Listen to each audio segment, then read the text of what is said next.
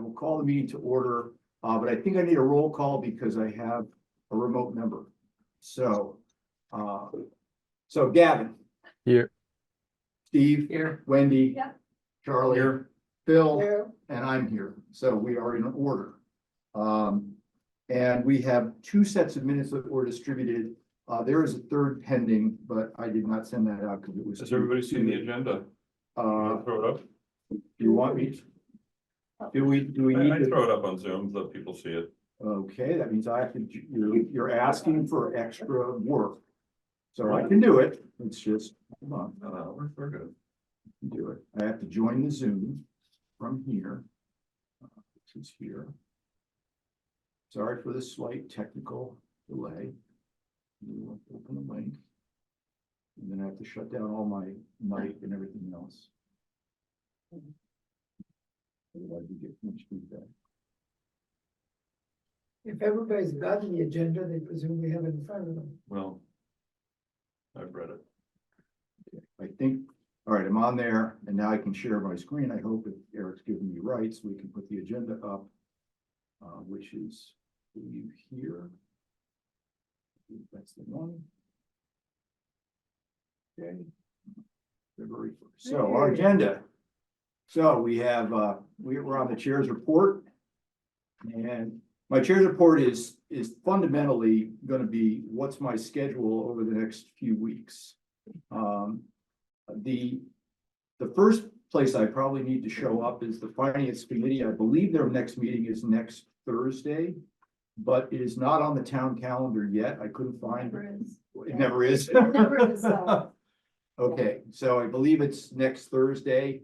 I spoke to the chair of the finance committee. They want a brief few slides to just describe what we're doing. But his take on it is that they really don't have a lot to say about what it is we're doing, because fundamentally what we're doing is impacting the light plant budget. And the light plant budget is reviewed, managed, and ratepayer impacts are managed by the light board legally. And so the finance committee just needs to hear, have me wave at them, and it's not going to be a big debate per the chair. For the finance committee, so I don't think we're gonna get, I don't think we're gonna get deep drill downs into all the parameters that we've used. So I should be ready, but that's next Thursday. Then on the 14th, Valentine's Day, I get to get up early in the morning and go to the light board meeting. So light board will be meeting on the 14th, and I should be there for that. And you're on the agenda. I spoke to Brian today, and I believe he will put me on the agenda. Okay. I'm looking for them to provide some, some positive, but he's going to want to see basically what I'm going to show at the select board hearing, which is on the 24th. So we've got a bit of a run to go through. Are we gonna see what you're gonna show, that we're gonna see that stuff before it goes forward? That's a great question. That meeting on the 14th is going to be before our meeting on the 15th. Okay. So unfortunately, I'm gonna have to cook something up and just Well, we can discuss it. run with it. Yeah, we can discuss. So this is the last chance we have to talk about that. That's Okay, true. That is true. And I was very clear with Brian Folds that right now we have our capital planning, we have our cost and basic run rate for paying off the bond, and we have our energy generation numbers for the 3 sites that we've created. But we aren't totally locked and loaded with what the value of that energy is, and so the finals. Oh, we are. No, that's why Come back to it. we're on Come back that. to it. It's on the agenda. It's on the agenda tonight. But I was clear with Brian that we don't have that all trued up yet. And our battery valuation modeling is really nowhere at the moment. So by the time I arrive there, I'm gonna need better data than I have today. And I'm also gonna have to tap dance a bit. But by the time I get to the 24th, That's when I'm gonna have to have our, Yeah, that's good. we're gonna have to have our party outfit. Well, we can talk about some of the, No, Any thought we talk on, about these on things. that subject, though? Would it make sense to prepare and share with them the motion that we would ask them to approve? that's already in the warrant, but we will probably revise that down based on our conversations that we have this evening about, CCHS, et cetera, because right now, the expectation is that we would delete our proposal for the drainage basin. That would reduce the amount of ask that is in the number that we move. So that's currently our thinking. It doesn't mean we take it off the to-do list. It might go to the future to-do list, but it is likely that that will reduce our ask in the motion when we go to. But I'm just thinking in terms of our ask. A lot of time often is wasted on coming up with a motion. If we already proposed one for their consideration, and I've already gone in front of the light board. And gave them the motion that we originally had anticipated, which had the three sites, the battery and the control system. So they've seen it, and had a little colloquy with me. There was no motion. They didn't take any position. They just said, we'll get back. Beautiful. We'll get back. Show us Wait for the it. back of the right there. And show us better data. Right. So, yeah, I've already been in front of them. So that's kind of where we are. Okay. Good. So that's really my chair's report, is really the arc of navigating these various committee meetings that I got to do in the next 3 weeks, 2-3 weeks.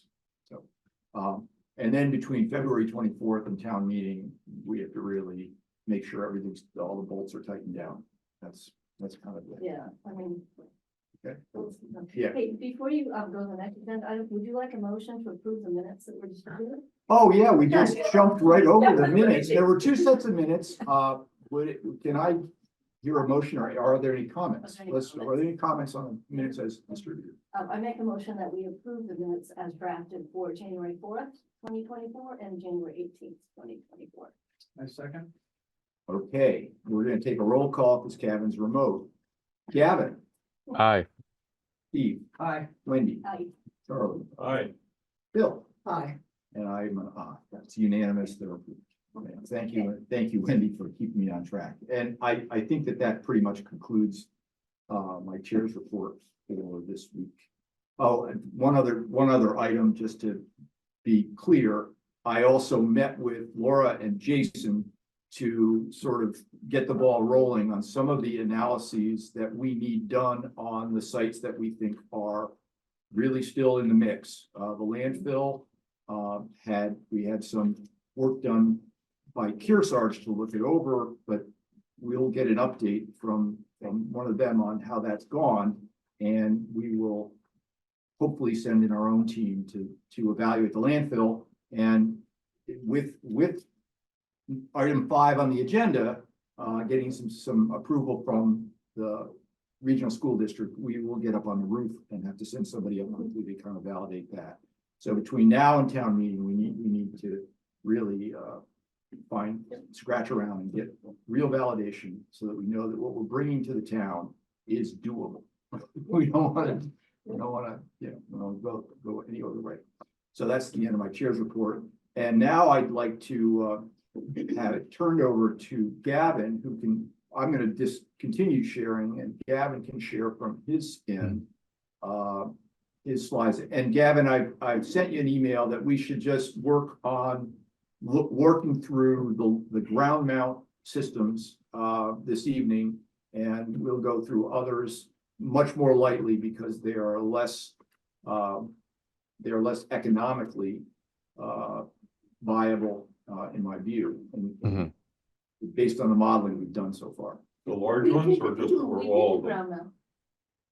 We're gonna look at what's that? We went through the ground mount Yeah, in we're our just- last meeting. We should go through them quickly. Let's You go through 'em. Obviously weren't there. I was not Right. there. Yeah. But you don't want to do them all. You want to do the big ones, right?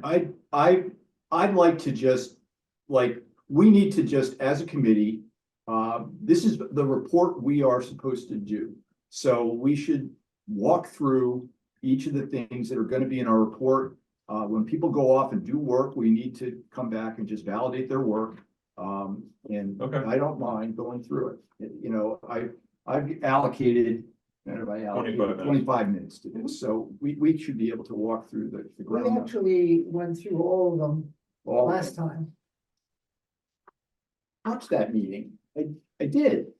You went through all of them? Okay, we can. Well, It's fine. I can add some context here. And apologies, I'm not there in person. I'm also feeling under the weather. It's that time of the year. So I put in feedback from our last meeting into a lot of these slides, so it can be helpful just to review the ground mounted. And then if we have time, we can look at a few of the big ticket roof mounted, but it would be worth it just to go over the ground mounted for Dean. So we can do that. Sorry to waste the committee's time if I'm doing that. No, it's worth reinforcing what we said, All right, so that you're on the same page too. yeah. Okay, great. So just to review, part of this report will be sort of creating a score card for the different sites that we think, rather than just maybe a gut or instinctual feeling. So I think that's something still to work on about, especially with capacity being the biggest factor and some of the other factors that we worked in the parameters. I think once we go over certain sections, I think we can have a better view on the score, but that's something I'll be working on for the report, is how best to order them. You know, we have the 2.0 report from Laura. We also have the cabinets report that has different ways of factoring the different sites. But I'll keep working on that. Let me know if you have any questions on this. Can you Okay. go back one slide? Yep. Phase one sites, are really not in your list. And because we're expecting to try to do them, but based on where we are with the basin, we probably need to pull it in because it's not gonna be, you know, we're not gonna get through town meeting and have it kind of off the list. So, so we're probably gonna need, so can we just talk about that briefly? No, there it is. Okay. That catchment area is still, I think, really almost at the top of our list. I don't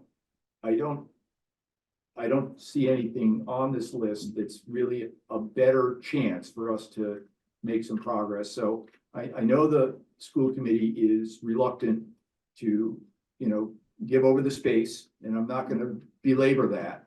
But from our perspective, I think it needs to be very close to the top. So you want the comments now then? Yes, I would like the comments on the catchment area, because, you know. So the comments in terms of getting to our criteria and why it's high. No, just what you think. I think Okay. just what you think. Yeah. High level points. I can give mine if you want. Sure.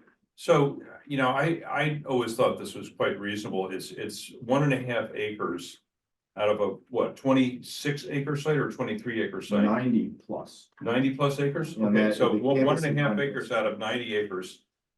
Most of which is green space of some sort. Very little of that site is, on a percentage basis, is structure. If you just look at the site, you can see that's mostly fields and that sort of thing. So we're only asking for a small amount. Now, the second point why it was attractive to me was that the basin literally cannot be used for any other purpose that we're aware of other than solar.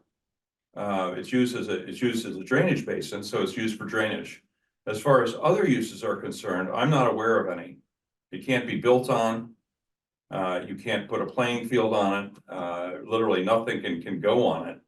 That again, that I'm aware of. So it's almost analogous in some ways to a brownfield when you consider the Commonwealth's priorities for areas that should be developed for solar.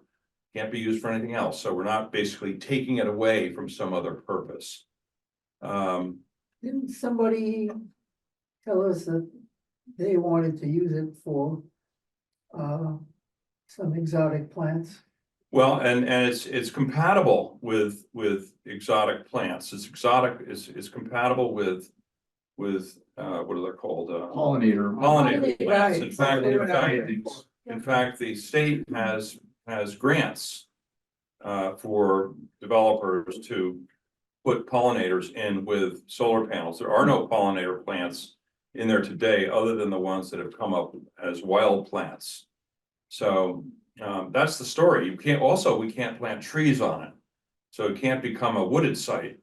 So it's rather limited. It's small in nature, and it's the best that we have as a shot of a clean area to do a ground mount system that we could come up with in looking at all the sites that I looked at. So I'm just kind of agreeing with Dean, but I'm throwing a few specifics in there.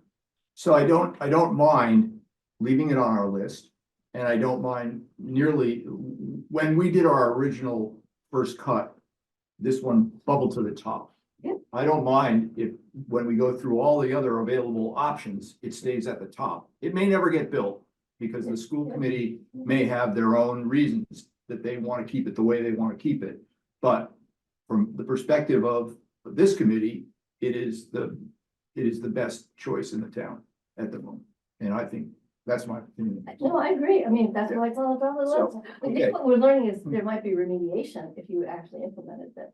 That's not We- a standard implementation, but we're not doing that right now. Right. But it's still an ideal site, and specifically in the basement. Right. because It's The in the cabinet basement. study had it all, lots Right. of different options, Right. right? But in this case, we're saying just within that. Yeah, area, yeah, right? So, The way we had sort of provided information to the school committee did not show these two Cadmus drawings, but Yeah. it showed just literally Yeah. in the watered, in the Yeah. watered area, not getting into any of the other what we'll call upland spaces. So anyway. And for purposes of memorializing this, I think there was some confusion on the part of some members of the school committee when they had their initial deliberations as to what was basin and what was not basin. I don't think they really knew, some of them, what we were talking about when we said basin, because we weren't there to explain it. So, we're talking about a very limited, well demarcated, well-defined area that you can see in terms of its contours very easily. Well, I don't want to, go ahead. One last comment. Yeah. It is probably the most public site you could put solar on, Right, which is a detriment. Because if you're gonna say that that site should get it, I would say White Pond should get it. I would say any other place that we right. have community opposition, that should just be in the same category. well, So. No, okay, Because when yeah, when that's you fine. drive up to the school. Yeah. It is the first thing you would see. But it's not community. Where's the community? No, all I'm saying is visibility. Yeah, As a, whether you think it's wonderful or a nuisance, it's Right. highly visible. It's highly visible. Yeah. It's highly visible. Second, it's in a area where you have to fence it. Keep the students out of it. And other things, other people out of it. I think you should consider that too, because I don't think you can leave it completely open in a school ground. You Okay. have to contain it somehow, just a point. I think that's been true of just about any place we've looked for ground mount is that it needs to be Exactly. fenced. Yeah, I'm just saying, we gotta look at it holistically. I do take the point that, we need to be careful about what you call a basin and what you call the surrounding land. There's two different conditions Yep. there, right? Yep. Where the surrounding land, you could plant trees on, right? There was comments previously about, yes, you can put it in the basin, you've got to accommodate the footings and make sure your capacity in the basin doesn't change. That's That's just how you have to do it. But all I'm saying is that when we look at all the other sites and we've moved away from some sites because it's too close to the neighbors or to other things, the opposition should be rated the same. well, let's be perfectly clear here, though. There has been no opportunity for the community to weigh in. Completely. So all we have is a school committee straw vote, which said, well, gee, we're not so comfortable with this. completely So the agree. students and the faculty have not weighed in.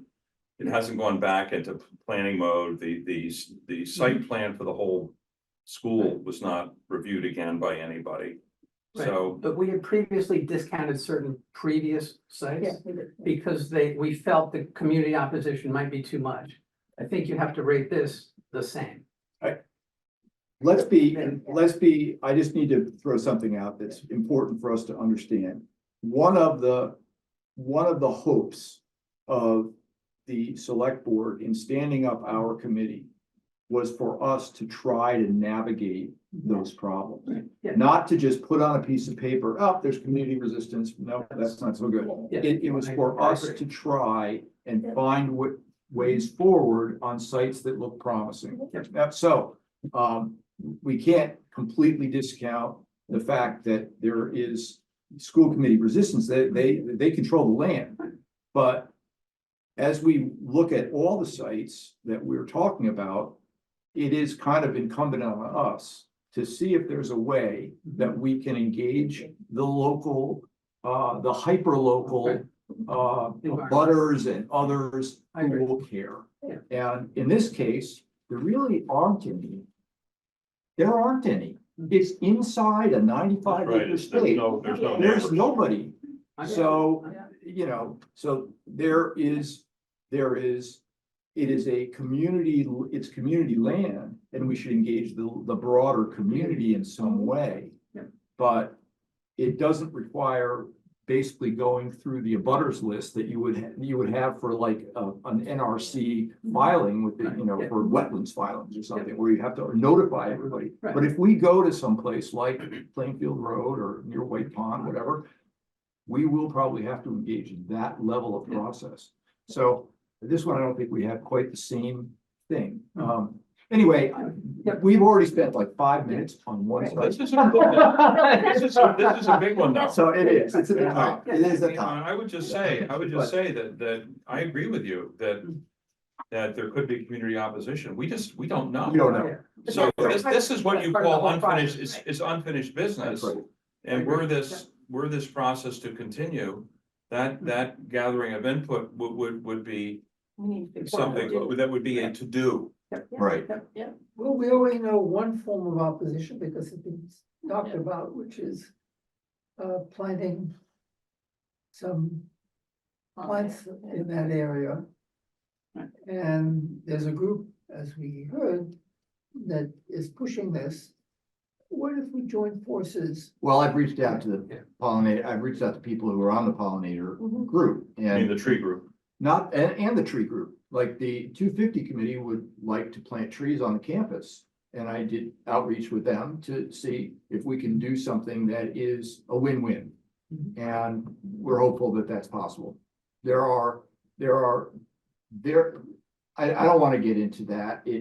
I did have a conversation with the 250 with The only thing I'm throwing out is if we proposed a two-phase program. What we want in mind is phase one, and that we're making provision for the addition of a pollinator at a later time. Would we have them join with us? My hope is that the pollinator folks would go arm in arm with us with the, you know, if the thing were to go forward, that we would be able to do something together. That would be my hope. You know, it's another committee, we have to get, you know, we have to collaborate and see what we do. It's a good point to raise though, Yeah. because we would hope that the tree thing, the tree initiative. Would be done in such a way that it wouldn't preclude future use of that site for solar, and I think that, you know. From what we know, that probably is possible. That's quite possible. So we would look for a win-win with compatibilities. Yeah. With both the pollinator people and the tree people, and we think that's possible, right? We do. And so help the visibility. Well. I All don't right, so know. we're supposed to be No, kind of yeah, prioritize Yeah, those we're, things, yeah, Okay, Let's go back and prioritize. yeah. So I'm So, wondering if we would have a more attractive proposition if those who have an alternate use could in fact join with us, phase one, phase two. it would have to be in phase two, because. Oh, absolutely. Yeah. well, We'll we get there. will likely end up in phase two, so, you know. We're talking about all phase two right now, We're so. talking about phase Alright, two. yeah. So, yeah, go ahead. Yeah, I was gonna say, so it seems like, yeah, we're facing some challenges with this one, might get pushed to a later time. On the CCHS rooftop, it sounds like the school committee is very supportive of this. So in the short term, I think the two sites are the CCHS rooftop and the landfill solar expansion. Yep. So I have those two here. I also wanted to call out, I said it in an email, but so kind of interesting is that last meeting we had talked about there's this other space that we looked at. Sorry, just skipping forward to it. Called this like CCHS entry field area that's on the campus. And there's no conservation restrictions, wetland restrictions in this little patch here. It's a smaller patch than the catchment area. But it would be interesting to see if we did want to do a ground mounted system, another one, while we have this town meeting article this year. I wonder if we could talk to the school committee about swapping the catchment area for this sort of entry field area.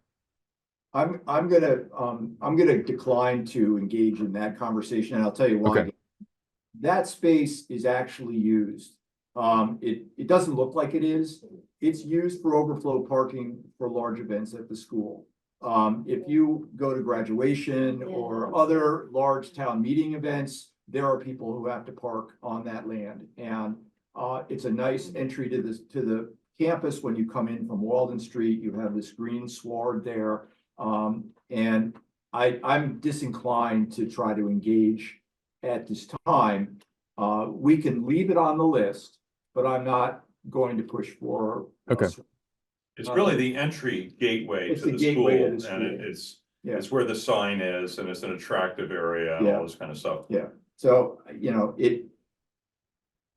it is available land, and it doesn't seem to have any current use, but I do also think that the 2018 Campus Advisory Report may have identified that space as being a possible place for a greenhouse or some other use. So, and it is nice, it's nice, pretty level land. So I'm not inclined to press on with that. We can leave it on the list, but I would. We leave it on the list, but Yeah, leave it on the list, and Uses. yeah, Yeah. there's alternate uses Yeah. for that at the moment. So, Okay. yeah, but thanks. On the list, but way down the It's list. way down the list, I would think, so. Well, it's got alternate uses. Let's keep going. Yeah, it's got. Ground mounted stuff? Yeah, Yeah. so now we just covered sort of what we have already talked about a while. Last meeting, we covered some of these sites as well. So one great potential spot was the wastewater treatment plant, especially in the two northern sort of beds there, potentially in the two lower ones. So this was a great site that we should keep our eye on. And it was identified in a lot of the reports.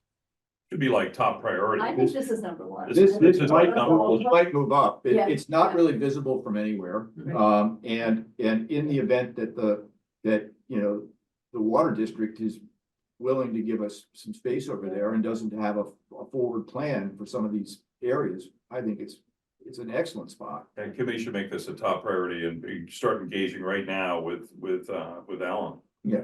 Would that be, I'm in happy. other words, let's not just put it on the list, let's get going with Alan. Well, And do we also need to find out the approach and therefore the cost of solving the bus bar problem? What does it require? well, that's a, Separate. Different. Yeah. well, no, but it's on the bus bar headroom, no, so we can't really engage with Well, but space hold for on, now. hold From a planning point of view, this is planning. Yeah. Okay, right. We're not gonna solve all the So problems. that's what all I at mean. once. So why am I gonna be calling Alan today to Right. talk Yeah. about doing this when it's, Let's we get have the to list. solve the Because bus bar problem? it's gonna take forever, that's why. Let's get the Okay. list. We should, if Gavin is working on sites, we should be working on the sites that we can pursue. And why is that? There's lots of reasons. So Well, wait a let's- second, but why is that? That's because we have a report to do, and if we've done no homework on that, we look kind of stupid when we write the report, do we not? So We did homework on a lot of stuff. so Well, I think- we engage with Alan We need to Catherine, get going on it. and we need to get going on everything all at once. We do. It's like the name of that movie. But we need to Everything have, all the time, all at once. we need to have some number of the cost of solving the bus bar problem. Well, generally speaking, we are talking about solving the bus bar problem with two strategies. One is the domain method of Metering domain. of pushing the energy back out to the grid. The other is internal to the fence line, is doing batteries with a control system that allows us to absorb energy and dispatch energy from that. And we're gonna come back to that later. Yes, we will come They back. don't need to. That's later on the agenda. Yes, Okay. later. So Guess we there are. won't just leave that hanging. No, No, the but light it's plan, not. the light plan is already engaging with the metering domain. And we are engaging with putting a battery with our proposal for this year, and we can keep putting more batteries as we go forward, so, yeah. Okay, All right, so this is a very high priority. StarMet is 2030 and beyond. Just because we we are, don't own it yet either. no, that's the So reason. that's the thing, right, so. Sometime in 2029, we will be in a formal discussion with the federal government about potential acquisition or getting rights to do anything in there. Yep, 2029 and beyond. And that's So, okay. Yeah. From a planning perspective, we should be thinking about how much we want to put out there. Well, And we should consider, I think, up to several megawatts there, if the town can sustain that amount of additional solar. right, I would argue that this is an excellent site for a small number of acres to handle several trailers worth of batteries. It can take them, and it's out of sight, out of mind. So it is a great opportunity. Well, why not, and solar too? Solar as well, Okay, but you have a concentrated value in siting batteries, for low acreage. And solar takes, it takes significant acreage to generate power, so. right, I guess my point is that we need to deal with what our opportunity space is. We need to know what that is, whether it's a near term or whether it is in 2030, because we want to plan around that. Right. We want to think about that, and we want to head off the notion that, well, there's no land in solar in Concord for solar. Well, there is, and it doesn't all need to be developed today. But this represents a fairly significant opportunity. It does, but like the campus advisory report, which identifies multiple overlapping, interests in a specific individual piece of land. That's the same thing going on here. So we need to navigate that. Well, I think we know that. Yeah, I think we and all we're, know that. and we are doing that. Yeah, So we know that. Yeah, So technical point, it's not town-owned land. Right, Yeah, right, exactly. it's So not technically, on the list, it- right? Either not even on, couldn't even be on the list. Yeah. Technically, because it's not town-owned land, so you're considering basically somebody else's property. I mean, we well, are Not because public the town's in a process to Yeah, yeah, acquire it. yeah. So we Yeah. can So it's an consider. acknowledged process, that- okay, Right. so that's how it gets on the Yes, list. it gets on. the So that list. should be noted in it. Yeah, that- Well, I mean, this is the brownfield opportunity Yeah. of the century. Yeah. Yeah. It's on the Well, list already, right? Yeah, we got Next another one this talk week. about- Yeah. And it's in a good spot. There aren't many like fully cleared plots in Concord. So for solar or battery storage, it could be good. And as well, it's right near the substation, which is just off picture to the left here. So Yep. for battery storage, that could be good, the Forest Ridge substation. I note that you show bus bar headroom as question mark here. Can we clarify that? Laura, would you be able to clarify that question? Is the way in which they source their energy, which just comes down Forest Ridge across Route 62 and back up the driveway, is that on a bus bar that can accept energy? I am unable to answer that question, but fortunately for you all, I have brought the man who can. Joe? Okay, Yes, no, we, Rip off. thank you. We could accept that there. Plus being so close, we have the option of actually wiring that in and, tying it into either bus. So it's actually, it is a pretty decent location. okay. Wire up the feeder for it or something like that. Bring another line directly to the substation. Yes. There's actually, I thought there was we had looked at something like this before, just talking. I thought there was maybe some land that almost goes between here and Forest Ridge. It may be a trail or something that might be actually owned by the town already. Yes, it's in conservation and it is a trail, so I think you probably you'd have to talk to Delia K about that. But yeah, I think it's in conservation restriction. Well, this makes it even more desirable. So, yeah, Less obstacles, less issues. yes, Plus, it's not controversial, given that it's in a previous it's a reclaimed area. reclaimed area. And Gavin, in Laura's report, she noted that the cleared space could support 3 megawatts and 11 megawatts on the full site. That's not gonna happen. But just in terms of your notes, Yeah, yeah, I didn't include it because of potential battery storage implications, but yeah, definitely look at that report. I think we should put that in there if that's been sized that way, Just for context, so we We'll could- just- 3 megawatts to 11 megawatts. Put that in there. Well, Okay. 11 would That's the mean whole you're, site. you're You're into clear the, cutting you're into the the whole site. wetlands that are Yeah, that's identified, not you know. Is that That's like you wetlands? took the The whole, whole you took the thing, whole the lot. whole Okay, so we're back to the 3. Just, let's just say. No, I liked, my thought always was 3. Yeah. So, And it could be more if by 2030 the efficiency is way up on the solar panels. So We are talking about two things. We have a charter come up with 10 megawatts. And we're proposing as phase 1, don't know the exact number, let's say 3. Should we also be indicating, including visually, that among the candidates for the remaining 7 are, that way people won't say, well, this is a dead end. which stuff? I'm The The trying other to, sites okay, for so, phase 2 so- and 3. so we're trying to arrive at approximately another 11 plus.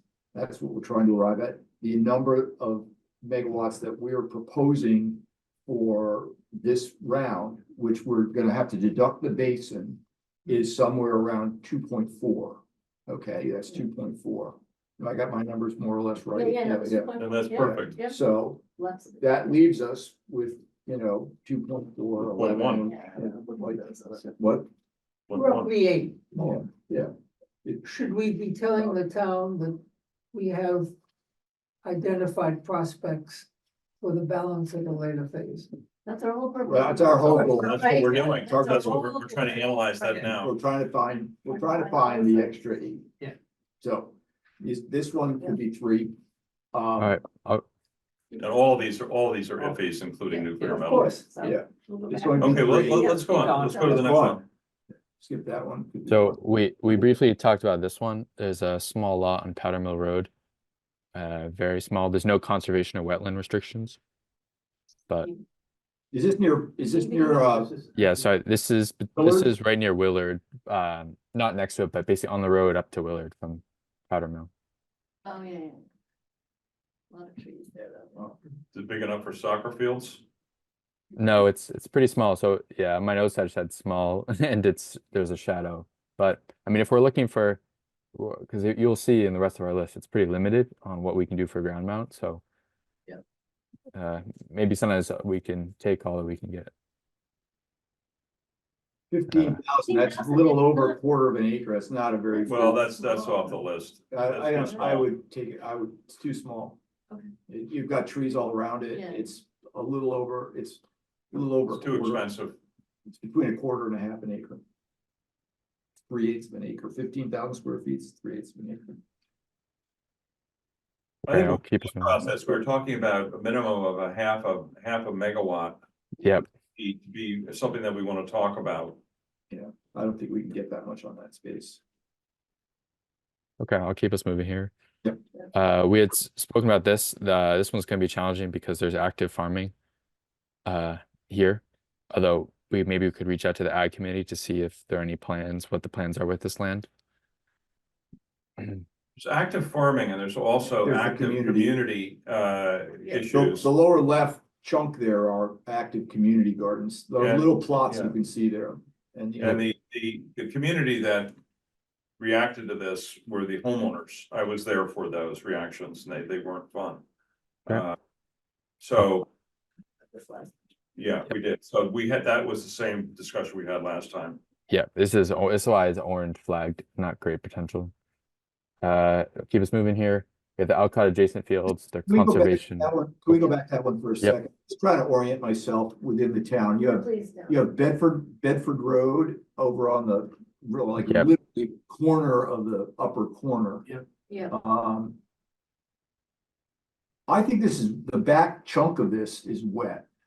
And It's wet where those trees are going across there. I've walked it. you have, Yeah, it's a stream almost that yeah, goes through but there. even the back chunk of the farmed area, I think is quite damp. I've spoken to at least one homeowner over there who, would probably resist, but sees, things have moved forward since the last time it was proposed. And there may be an opportunity for like the back corner, that little thing that looks like the top side of New York State. From there, you might be able to make some hay up there, Could and you get a half a megawatt in there? you might. That chunk is 11 acres over there, so, just to get scale on that farmed area there is. Well, I think one of the problems last time, as I recall, was the lot was maxed out in terms of the design. I don't know whether you remember that, Laura, but there was a lot of It was right up, stuff in there. There were a lot of panels. yeah, it was like right up against people's. back Right up lot against lines and people's stuff. backyards. It actually was. Yeah. Abutting right to their property lines almost, where Yeah. the fence would go. So I think Dean is right. I mean, could we somehow look for alternatives that are more palatable here for a smaller scale? Yeah, yeah. Up to a half, Minimum. a minimum of a half a megawatt. Yeah. If we could juggle that around and get that in there, that would make this. Well, if you look at that 11-acre spot and you were to be able to build on the lower third of the upper chunk of the farm, it's really not abutting anybody. The lower That's what we third, talked Yeah, about, Just Kevin, was just like. north of the. not the New York State Just part. The lower third of the New York State Right, part. yeah. Oh, so the part that's got Along the the tree line. long plow lines. Yeah, Yes. Yeah, That, If you could zoom out from here, I don't know if this is a live picture. No, it's not. I can try to pull it up, though. What you'd find is that this entire area is surrounded by homes. Yeah. And it if I'm is. not You can mistaken, see, you can see the trees that they're quite a distance, and there's a lot of tree buffer for that lower chunk of the New York State shaped thing. There are homes, but that area is at some distance and would probably be less than, more palatable. I'll call it more palatable. The Well, I don't know if you part of it, we'll get resistance because people do not want to see farmland reclaimed. And the select. They Well, don't it was- want that. it wasn't just the farmland reclaimed. I don't know if you guys read the Wicked Local story that I forwarded, that was in the report that I sent you from September 2010, but after the town obtained bids from third parties to construct solar fields here, right, because it was in the list of let's go, citizens were outraged that the town would consider, quote, erecting solar panels in their backyard. And the residential feedback was so negative that it caused the select board members to unanimously reject the use of the land for a ground mounted solar system in the place of the gardens and the cornfields. And, they had just voted to do it, and they got such negative feedback that they all took it back and said, no, never mind, we're not gonna do this. Okay, But I think Dean is right. I think it's worth another shot for a smaller, more manageable half a megawatt. yeah, the scale of maybe that basin, or maybe a little bigger than that basin. Well, we can look at what's possible. Just, I like, if you see that tree line, if you put end number like 3 rows of panels end to end on those long stretches there, you'd get, Yeah, I mean, look at the trees. you'd get some decent power. You really Look at would. the trees between Um, the site is pretty well cocooned off, Yeah, buffered. isn't it? Okay. right. let's Yeah, it do is. that. I'm worried about our time. How are we doing? It's Okay, seven- let's- We're doing well. Yeah, we're- Let's leave this one in there as Let's Dean, leave- as Dean outlined it. Let's leave it in there. Leave it in there. Yep. Okay, let me get rid of this. So, yeah. So We said we we're had- drifting over our, Okay, let's go. yeah, Next one. sorry, we probably spent too much time on the basin. No, we didn't. Okay. We did. All right. That's good. Conservation well areas. This is adjacent Alcott Fields. Right. Are these actually in conservation? It's the red areas are the ones that were potential for solar. They're not in conservation. They're not in wetlands. They're free, but there may be wellheads and local ag. You know that- I thought we went over Okay. this last time, We that the did. wellheads were a no-go. Yeah, Yeah, that's why I have the red ones here. These are all the ones in red here. We said were likely no. Okay, so to be clear, wellhead protection zones are a half-mile radius around a wellhead. That puts a lot of the CCHS campus in that zone. So if we're gonna consider this to be a no-go because it's in the wellhead, then the CCHS campus is in a challenging location. There's a pump right there. There is a Well, pump there's right probably- there. there's a- There is a pump right there. There is a Pump right there, and there's a pumper building right there too. But Yeah. the aquifer that thing pumps out of is Yeah. protected within a half a mile radius. Now, I don't know how much of a problem putting ground mounted solar would be in that zone. So I don't know that we need to take this out. I thought For that Alan- reason. I thought Alan already said no. I think Alan didn't want it. I mean, Yeah, that's, he said no. He said no. that's what Laura. put Okay, so before. then we really need to go review whether the basin is in the same zone of half a mile radius from this wellhead. The basin up above. The basin on the Concord Carlisle campus. And he was, because this well is. This is also kind of a gateway drive to. I know. It is, yeah, definitely good. I think this is a strategically bad move. That's why it's in red. We said we're not gonna do it. It's a very obvious location. I would degrade this one for visual. Yeah, I mean, it's a town, it's a town asset. Yeah. It's a significant town asset, let's Right. put it that way, of views and that sort of thing. It is possible at some future time that some of that space could be allocated to other purposes. It could become moderate income housing. There's, it's town land and the town can do what it wants with it. There's moderate income housing literally across the street from it. Yeah. down the road. Right there, right across the street from it. So there's any number of things that the town. But we're gonna leave this alone for Yeah, now. we'll leave it alone. Okay, so drop that down at the bottom. All right, this one is the CCHS adjacent field. They might build a track there. We're not gonna talk about this one. It's No. in red. That's gone. That's Yeah, we gone. already talked about that. Next one is the Rotary Field right near CMLP headquarters. There might be change to the roadway, overpass type thing. Interestingly, MCI Concord is going to be shutting down, so there might be The parking lot that's at the bottom of this picture might be a nice You opportunity. know what, I think. Yeah, It's got his reclaim eye. parking lot. Reclaim that parking lot. The rotary redesign takes out the gas station and the parking lot. Right. Oh, it takes But- out the parking lot. Yeah. But- yeah, Steve, I Okay. don't think I think all that they're going to have to rethink all that whole rotary redesign potentially with if they're going to build housing where the prison used to be and all potential plans for that. I don't know if they can build a highway overpass right near new housing. Maybe we need to take this off because it's so complicated from a. Yeah. planning. I think so too. Just drop it That's because it's just not- it's not feasible to wade through this. Plus there's some wetlands, right? Yeah, there's wetlands right behind the gas Okay. station. Yeah. So yeah, Okay. this was red. This one Yeah. was the White Pond Field. We had said initially red based on potential local opposition, White Pond runoff worries and around there. This is the small stretch in red here that's not conservation land of the White Pond Reservation. So How big is that? It's an acre. Acre. I don't know. An acre, you can get good value out of an acre. I we should- think we could reclassify this as sort of the orange maybe, but that would be with the context of talking to the local abutters and have a Yeah. campaign with that. I mean, the runoff problems that they already have to do with agriculture and septic. Yeah. So they, I don't know that solar is really gonna be, I don't know that solar. Solar can't add to runoff. No, You're it's not not gonna get it anyway. Exactly. No. So, Okay, so that's it for the ground mounted section. As you can see, we have this one here that we're gonna reclassify as a maybe, and we have going back here now.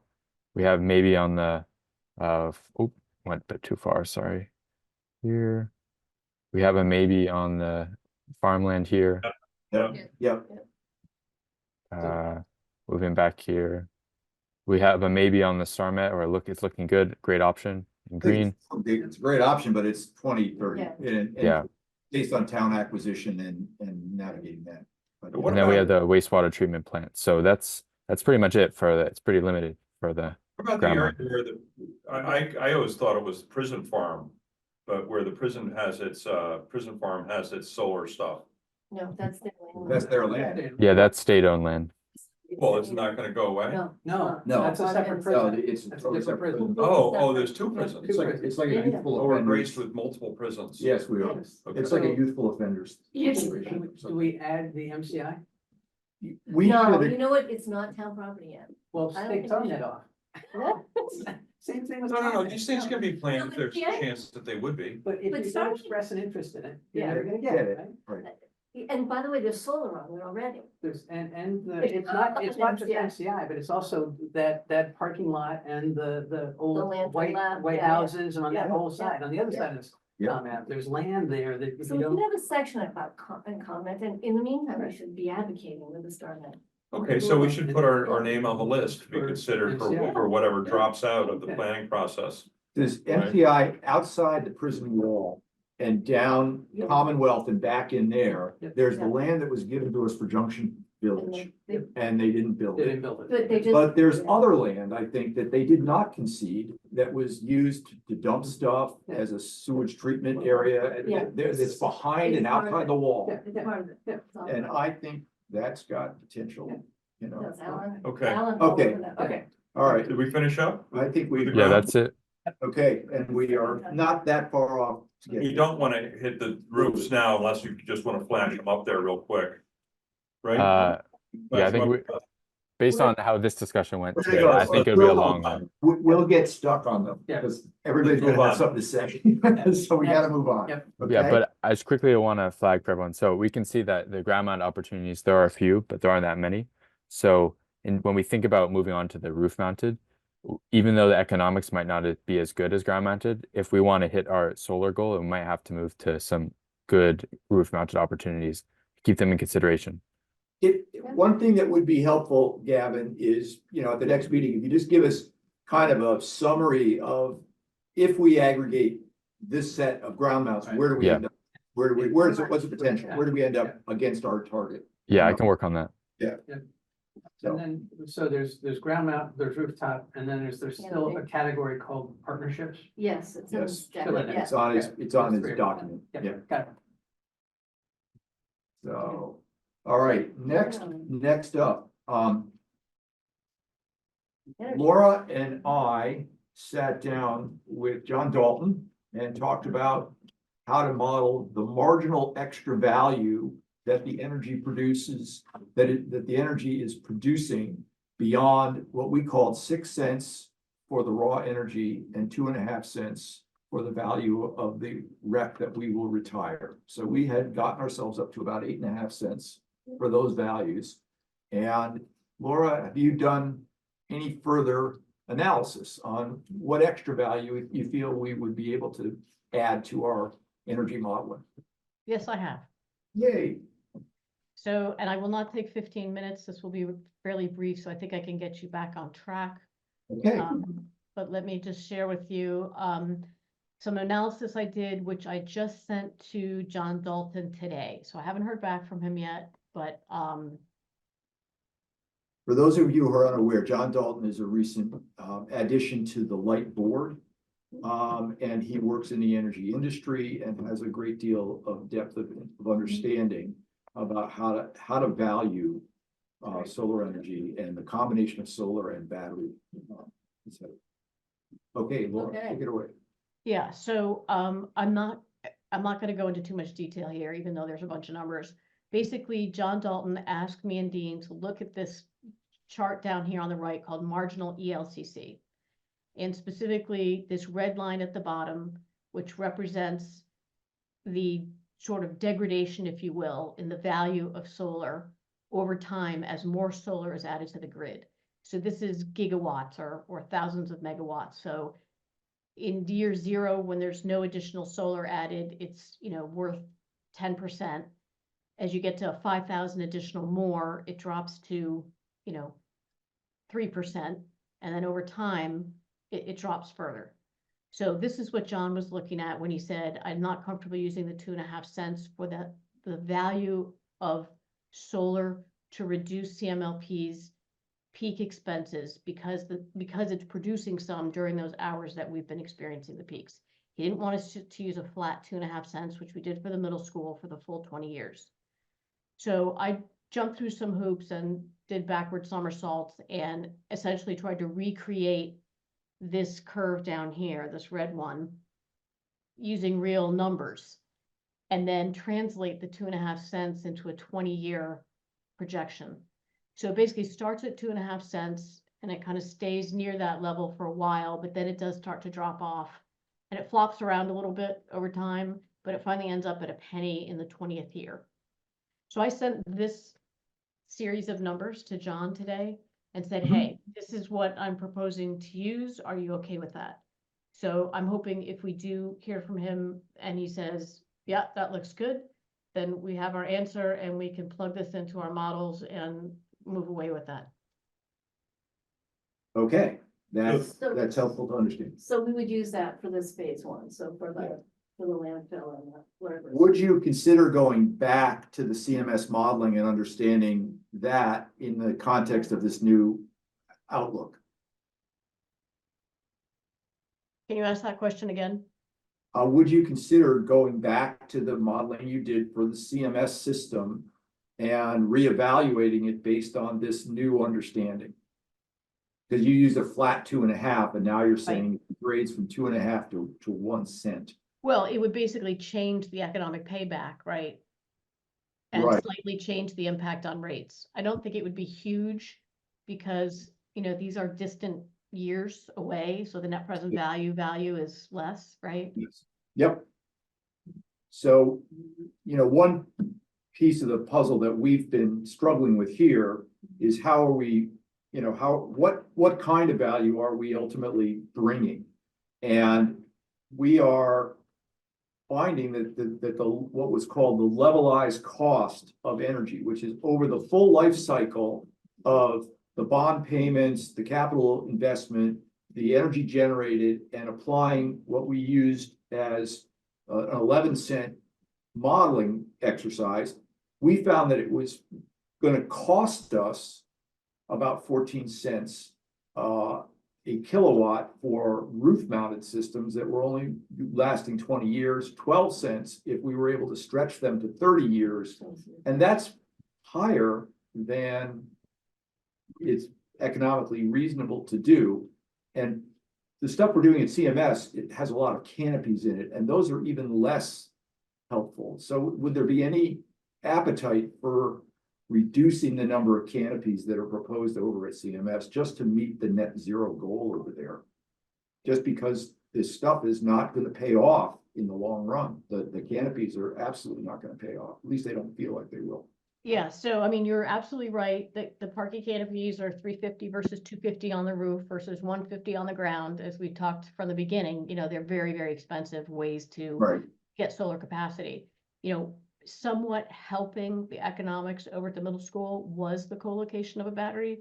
And as Dean, you've discovered, the battery actually is an economic driver in these cases. So while the NPV for the solar was negative at the middle school, even using the 2.5 cents flat, we got to a much more tenable number by adding the positive NPV of the battery to it for a total package that wasn't as bad as solar alone.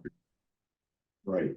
So I guess my take on it is we might want to just dial back the amount of very expensive canopy solar that we're building over there. But the town has approved it, it got out in front of town meeting, they maybe expect it, and we justified it, but now we're finding that the value of the energy is degrading over time, so it's even less valuable. So it's just, so. The original walk-in on that was that we needed 1 million kilowatt hours per year.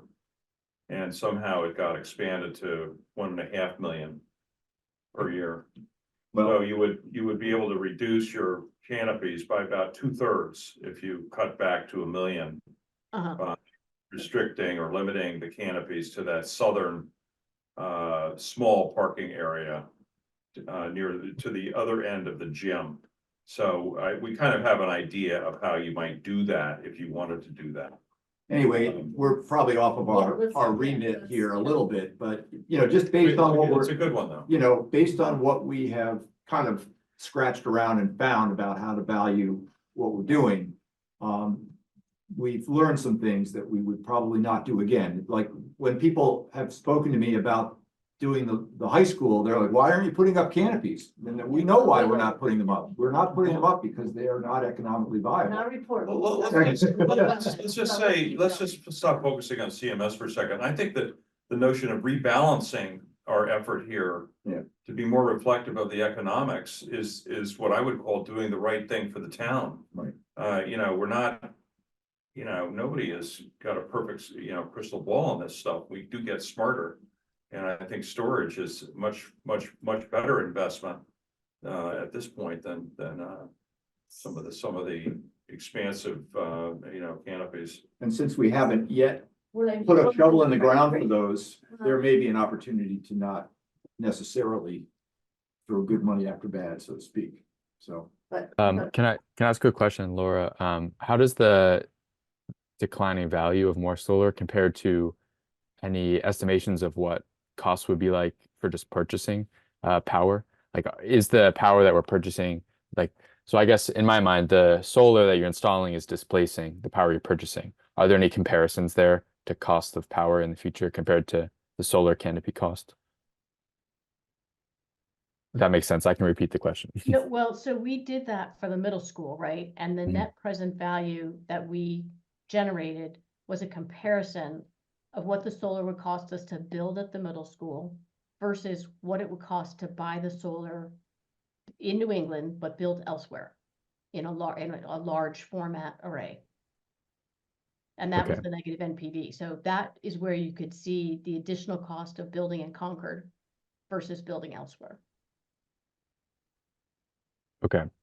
And was that was driven by building elsewhere? It was ground mounted versus parking canopy, something like that? Ground mounted, but also much larger, 50 megawatts and above, Mhm. where the cost per kilowatt hour ends up being much less because you gain economies of scale.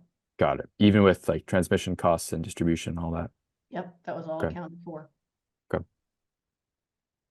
So what does this new information mean for us in our proposal? Because to your point, we gotta get our math together. Okay, right? so- Now. So in the NREL modeling, Yeah, we yeah. have lines in the cash flow model that show Yeah. how much energy we're generating. Yeah, And yeah. then there's another one that's like, what's the value of it? And I believe that we're gonna have to use Laura's Okay. declining number as our Okay. 20 or plus year. Okay, that's kind of where I'm going. Yeah, All right, so we would have to. Okay, so if, we can't apply a flat number for all of the years. But Yeah. can you put in different numbers for different years? You can, Okay. I yeah, believe we're you gonna can. have to do it. We're gonna have to figure out a way We're to gonna do have to do it. So all. We'll have to export it to Excel and do it Yeah, ourselves. Which, Yeah. which I think we should do anyway, Yeah. because Enron was putting. Oh, yeah, makes sense. And do we use the projections on cost of electricity, which is going up? I don't know if we're saying cost of Well- electricity is low. Kind of a different topic. I'm not, All right, Yeah.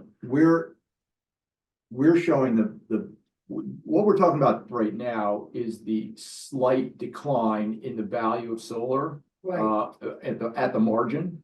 And we have identified that the value of a kilowatt hour is 6 cents. And I think we have an escalation factor over time That was my that's going up slightly. That the value of a kilowatt hour is just generally going up slightly. But this is the marginal, we're talking about the marginal value for, anything where we do peak reduction or when the sun is shining and you're able to, adjust your usage, et cetera.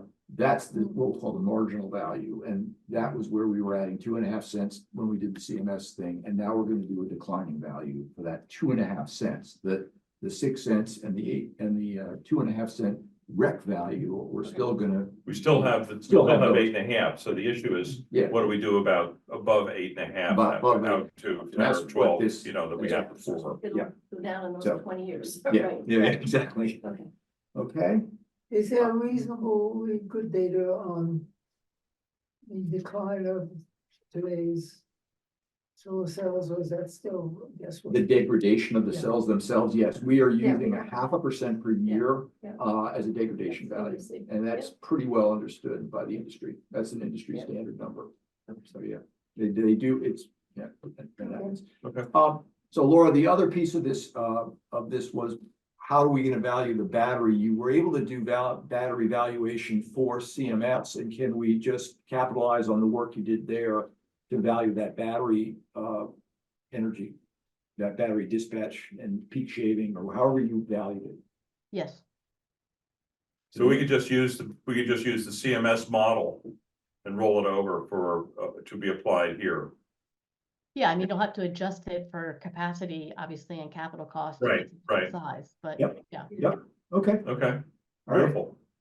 great, Well, that saves us. that does it, that, But I mean, we have to adjust it for those things that you said. Well, I don't but know how they there's do not, it. there's not an unknown. There isn't a huge unknown of right. this marginal Yeah. issue. No, it's So not it's the good. same as this energy valuation Yeah. model. It's different. It's you're valuing how much can you shave your Okay. RNS peak every month, or how much can you take yourself. Okay, so we're probably pretty close to being on target here. What's the time? Hey, we're 9 minutes. We're Fantastic. doing pretty well. We're doing pretty well. Okay, the next item, I'm gonna share it off my screen if I can find it on my disk. Hold on a second here.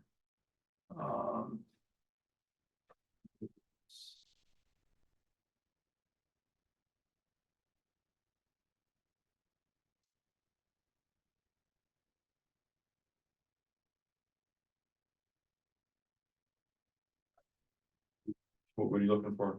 I am looking for the partnership agreement that oh, here we go. I got I it. mean, the bullets? Yeah, the bullets. We need the- Yeah, this was part of the package that we sent out, so everybody should have seen this, but I'm gonna share this.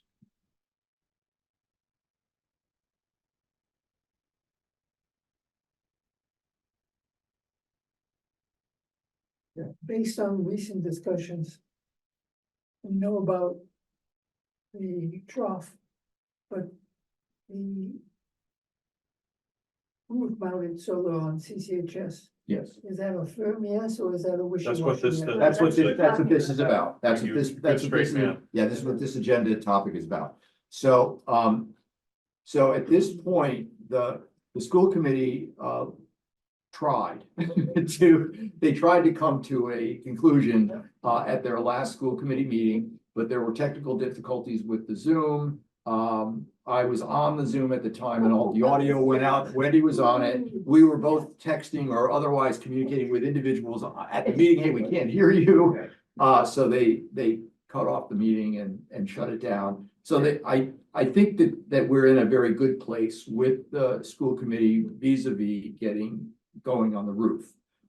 This list of proposed partnership elements are things that we would like to see them, come to an understanding. A motion from the committee that encapsulates most of these would be helpful so that we have a firm go. And that would allow the light plant to engage with an engineering firm to get up on the roof.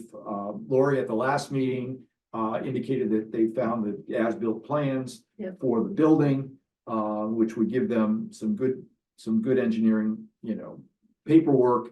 But if anybody has any particular puts and takes that they would like to change relative to this list, mostly we need the top piece of the list. We need them to understand and assert that they agree to this more or less.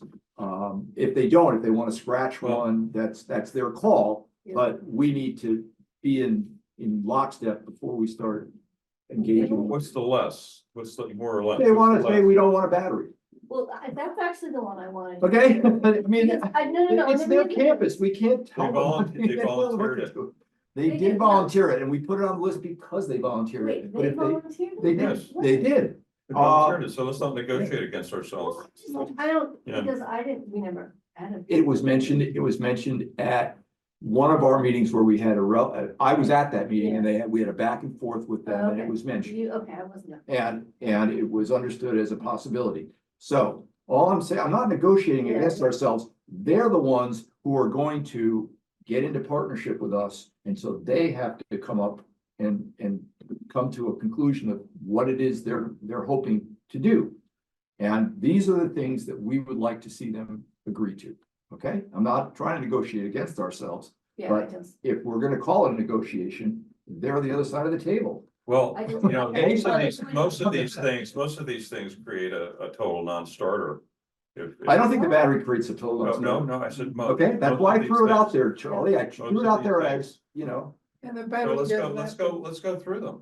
okay. battery doesn't have to be on site Let's go anyway. through them. Well, but So, But it might provide benefit to the schools. Oh, yes. For a future islanding operation where if we're in an emergency refuge situation and we put enough electronics in place, it could feed the school. There's different things that could different eventually, advantages. different advantages to having it physically on the But campus. let's go, I think we should go through the must-haves, Okay, because what this says is kind of, for those that are must-haves, it's all or nothing. Yeah. So I don't want to be a hard ass about this, but you know, they need to confirm the location of the solar. yeah, It's yeah, it's the rooftop, they Yeah. need to you know, they don't, if they're not gonna confirm acceptance of battery, okay, we take that out as a discussion point. So we, so the entire roof. and you The go entire go through the roof rest is of the stuff. available. The rest of them Yeah. are all must-haves. I don't see how you can, and they have final approval over where it's gonna go. right? That's their thing. They have final approval, but the light plant is gonna soak up all the cost of doing all of this, and as a result, they are going to get all the revenue. So let's just be clear. And Let's they just be would, clear, with the exception of the battery bullet. Yeah. Those other bullets are must-haves, and if we don't get them all, we're not gonna proceed with this. I mean, I And- don't know, and they might I have think- multiple people. I think, no, well, let's just be clear, this is not a negotiation over these points, this is the bare minimum stuff that we need to get some commitment on. And I think one of the key elements of this is that we're gonna have to have offline conversations between two people who are working on the side to bring back to each of these committees pieces of this puzzle. What is gonna be in the memorandum of understanding about the business terms and the maintenance agreements and who can get up there and when, and you know, all the nuts and Yeah. bolts Yeah. needs to be done, and it cannot be done in this committee, and it cannot be done in the school committee. You Yeah, need to yeah. have two people, from one from each, who sit down periodically. They may have Zooms, they can do whatever they want. And hammer it out and then bring those things back that we can then all agree on. But that last point, I think, is probably the So- biggest one for me. Not to put too fine a point on this, we don't wanna spend town money on this project until we have a commitment on these items, with the exception of the battery one. Yeah. We're not gonna spend any money, We period. said that in the last meeting, so yeah. Well, I let's agree. keep saying it. Yeah. Because, you know, I think that this is in the interest of the town and of the light plant, and I think we owe a very clean view on this. I'm with you on that. I mean, Good. I put it on the meeting, I wrote it down and put it on the meeting. Wait a minute, so there, I know we're having a discussion next week, but the discussion, is that about these partnership elements? Or is it, they're just? We need positive affirmation. Okay. And I personally feel that I will not be able to go to the select board meeting unless I have some Yeah, understanding, because yeah, it is at this point, because we don't have an agreement with the school Yeah. committee, okay?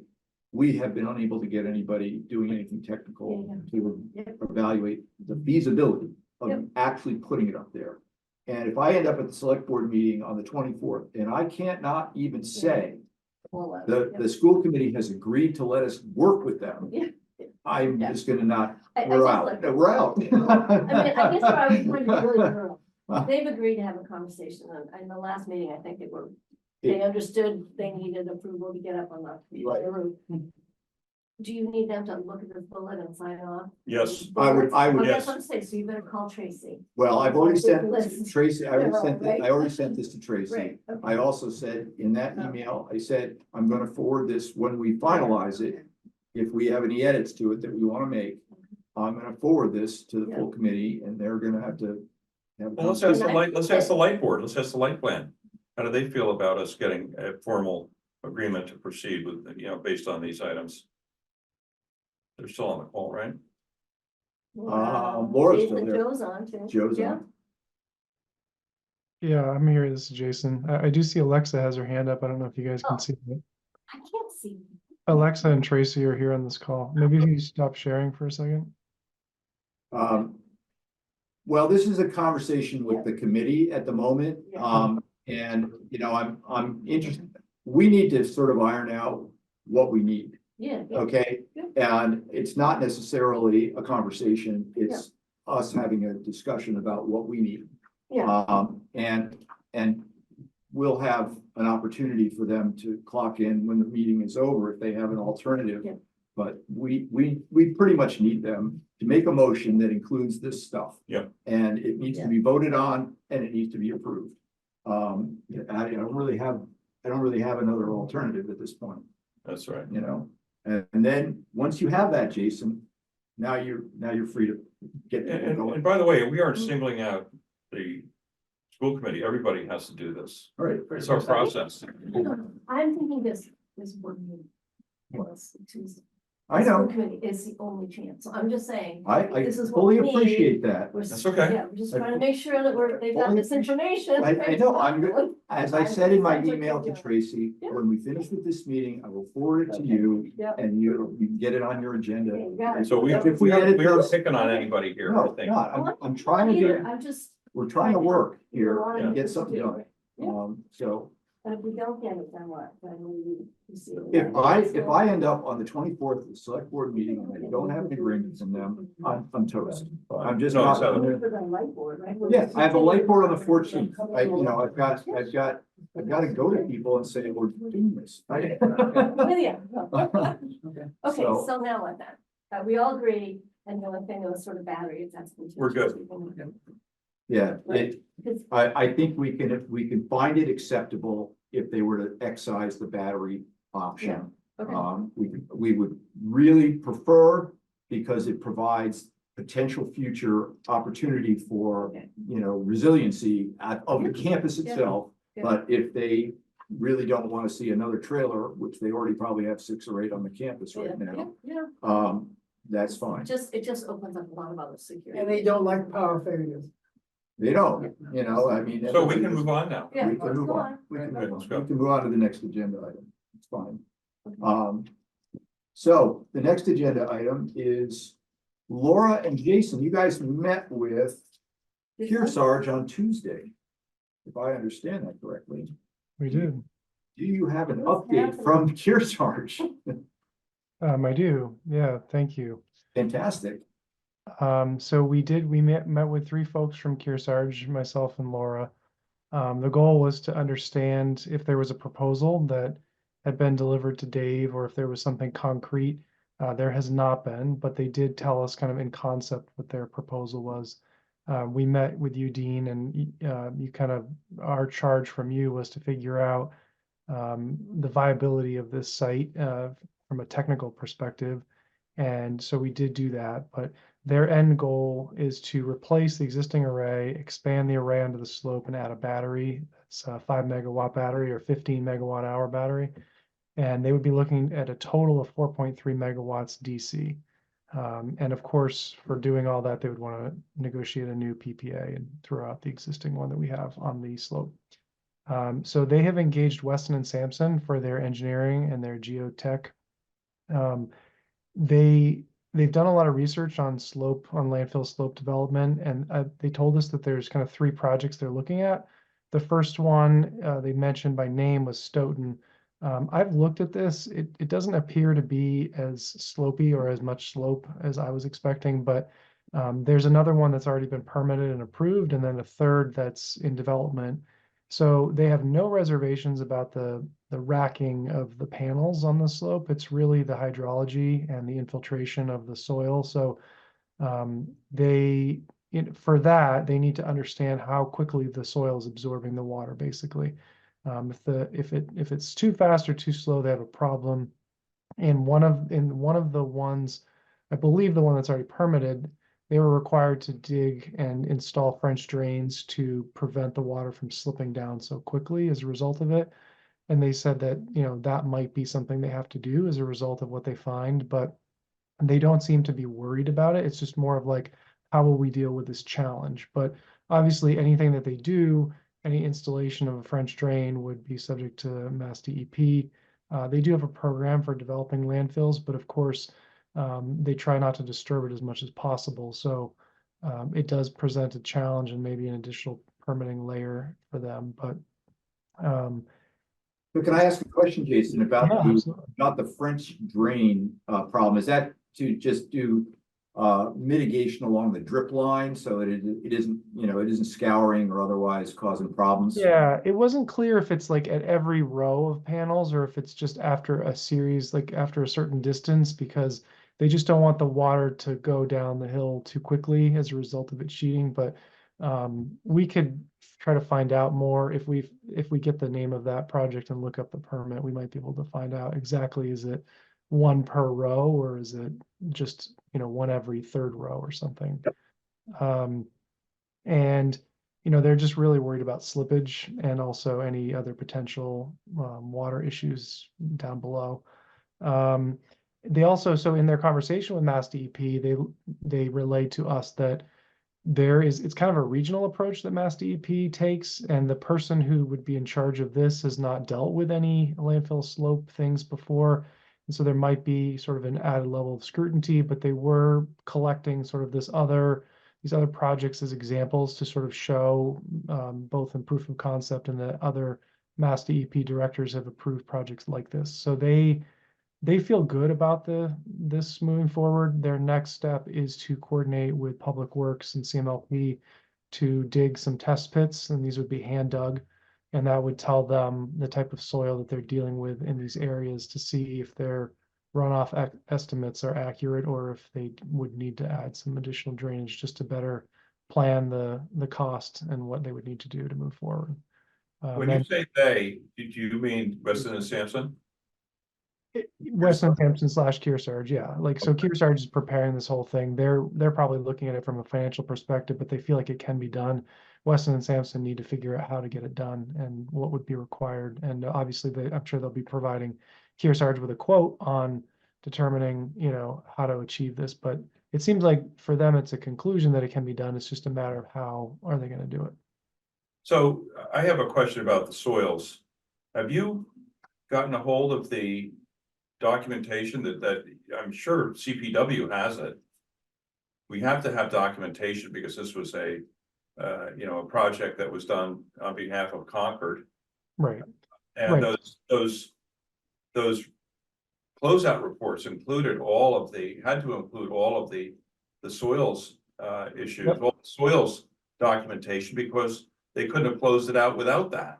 Right, but that's not pertinent to getting a permit to do the work because the soils can change with runoff. And also there are specifications, but where they're actually going to build before Weston and Sampson will certify that they can do the work, they need to know that in the area that they're built, that they're going to find what they find in those reports. I agree that those can guide them, but they're not going to sign anything until they've actually looked at the soil. You want to get So here's the rub. We're kind of piggybacking on a company who's trying to generate some revenue for themselves, and everything's behind a screen. We really don't have our own team doing these analyses. Is there a way to talk to Weston and Sampson or SDA or any third entity to try and figure this out? Because I think we need our own independent assessment of whether this is doable. And Do they in turn consider us as rivals and treating? well, in effect, they're out to gain our business, and so they're spending a little money in order to hopefully make a contract. But we're not inclined to take this contract. It seems as though their original proposal was less than beneficial to us. Well, there are really two issues here. One is it technically doable? And second, is it financially worth doing? And we certainly don't have any clue as to the second one. The first one, I certainly can be figured out, but what are we going to do? I mean, if this thing comes out at $2.50 a watt, what are we gonna say? Well, if it comes out at $2.50 a watt, it's probably gonna be problematic. But we need somebody to give us some engineering guidance on what that number is, what that 250 is. And that starts with, can it be done? And what kinds of racking and other equipment exactly. needs to be part of the engineering? And then that's a way to tell how much it's gonna cost. Right, to but get it out. but we are, And we have none of it. we're not We have gonna zero. proceed, if it's technically doable, but hugely expensive, we're probably gonna say we're not gonna do it. Yeah, If it's not technically feasible, then it's totally off the table, we don't have to right. make So- any decision. When Dave was talking about this before, we were leveraging the work that Kearsarge was doing. Oh, we But- can't. No, I know, No I paperwork. completely agree, but my point was, and this is now to Jason, was Dave's strategy was, after meeting with Kearsarge and having enough comfort that this was doable, he said that his strategy would be to engage SDA. And that then we would entertain and really get the design work that we talked about, and I think Laura started that, so I guess, are we still going down that approach?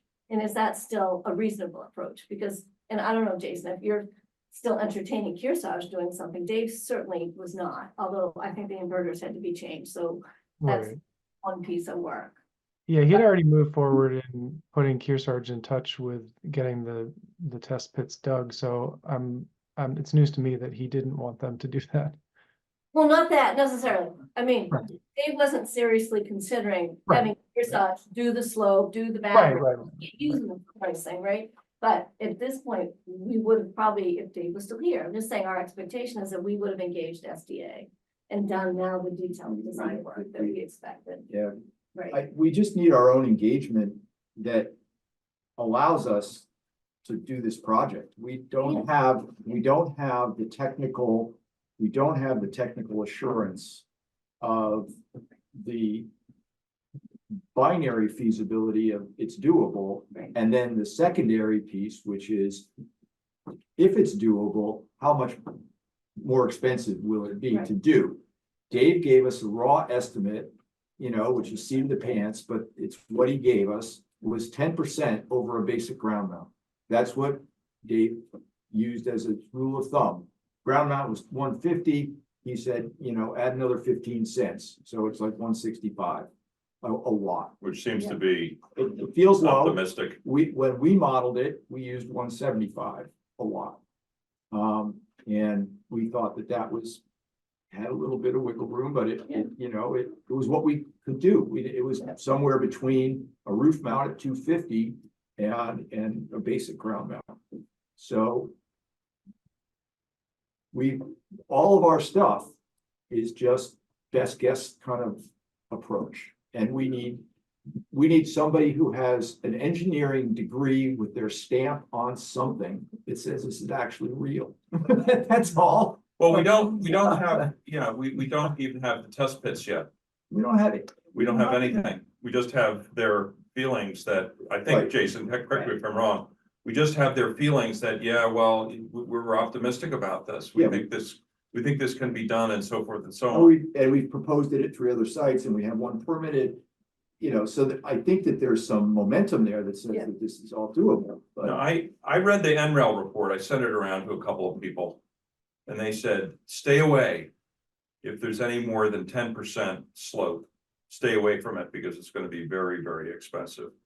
And that nobody builds on slopes that are more than 10%. So that caused me to have some alarm about this because just visualizing and looking at that, I go over to that site, drop my stuff off. That's not a 10% slope. And they said that the way these landfills are done, they always build on top. And they rarely do anything with the side because it's just complicated. now let's not argue against No, ourselves here. Say, yeah. No, I'm just saying, I'm getting to the point Yeah. that we need to fish or cut bait here because we're getting So let's ask getting Jason, close. Jason, would you be in support of engaging SDA at this point? I think the only reservation we had was SDA's experience in this particular field, and that maybe we would engage somebody else who had experience building solar on a slope, maybe not at this pitch, but something closer, because we got the sense that we'd be kind of paying them to learn how to do this, and that it might I think take. that's a reasonable. That was our conclusion, having heard that SDA didn't know much about this. Right. So, I mean, if you go to the web and you look at people who are in the business, there are large companies that exclusively do these jobs. And yeah, I mean, I think you're right. I mean, to get engineering that's done this before is absolutely key. And to take it a step further, we would hope that somebody that knows something about this could give us the preliminary, what we call a sniff test. I hate to use that word because it's a landfill, but you know, the sniff test on feasibility. I mean, just looking at this, what do you think? And people that you know have done this for a living, you know, generally know. It'd be helpful to have the soils, but generally know kind of what the story is. Who did the So- same work on the 3 towns that were mentioned? I know Weston and Sampson did one of them. I don't know who did the other ones. They mentioned Woodard and Curran working with them, but they didn't have the slope experience, and so that's when they shifted to Weston and Sampson. So, Jason, I do you mean- have another firm that has this experience? Laura and I have talked about that. We have some people in mind. We just there's always hurdles and research we have to do, but I don't know. Laura, do you have anything else to add to that? No, I would say, a couple things. One, if the slope comes back at $2.50, just think of it as one really big rooftop. Yeah, that we valued rooftop at 12 cents a kilowatt hour for a 30-year lifespan, and 14+ cents a kilowatt hour was the cost of generating the energy. 14 cents a kilowatt hour. So I don't know that we want to build a megawatt and a half at 14 cents to generate the energy. Well, I'm just saying, if we Yeah. don't have any spots for ground mount and Yeah. you've got to get to 20 megawatts and you have to go to rooftop, this would get you a hell of a long ways there. It would, Anyway, I It don't would. think it's, yeah, I don't think it's gonna come back at 250. I mean, trouble. you know, Kearsarge was talking numbers when Jason and I met with them. They were throwing numbers out, and the numbers they Up your threw left. out, if the slope was included, was not enough of a premium to make it be 250. In other words, you know, they were talking about like 6.5. Oh, I guess I don't know if I can share these numbers, but they were talking some numbers, okay? If it include just the augmentation of the capped portion, because if you Right. recall, when they changed the inverters, they want to actually take the old panels out and put Yep. in really big new ones, the 595 kW panels, which would augment the capacity. So they were talking one number for the augmentation, and then they talked a larger number if it was the slope. And you have to do a weighted average because, you know, you're Sure. at this number for the augmentation. And here, if it includes the slope, but that includes this one. So that means the slope was here, right? If you get down to Mhm. here. Yep. So anyway, but it still doesn't represent, you know, 50% increase in the cost. And if Kearsarge really believes these, you know, Weston Sampson has done enough work for them to get them convinced that they could offer this type of pricing, then, you know, it seems like it's maybe not quite as dire as what Charlie fears. But I also agree with him that, you know, let's get some people who've done this before to take a look at it. And do we know actually what the slope is, Jason? I don't have the number. but we can- Okay, we'll figure that out. I think it's like 20%, which is it? roughly between like 11 and 12 degrees, I believe. How does it compare with the towns that we found? Because they had to go through the same question. Well, That's all done behind the wall at Yeah. Kearsarge, so Yeah. they, you know, if it's Stoughton or these other towns, then. I'm talking about the other towns. Who I assume would be happy to share their information with us. Well, If somebody's already been if they permitted, got I'm it, sure they got that, it. Yeah, permitted. yeah, people who have been permitted would probably be approved, So allowed to, sure. have we concluded whether Kearsarge is a favored direction? Or have we not at this point? I guess Well, we, Oh, go ahead. Oh, sorry, I thought you were gonna say something. For me, you know, you mentioned the first two. The third is, can we effectively manage all the aspects? So there's the solar to install, obviously, is a capital project, upfront costs. We're doing that one time. The battery is a different thing. You know, we're gonna learn how this works with the middle school, but you know, we're trying to do a lot with that, address solar saturation, do peak shaving.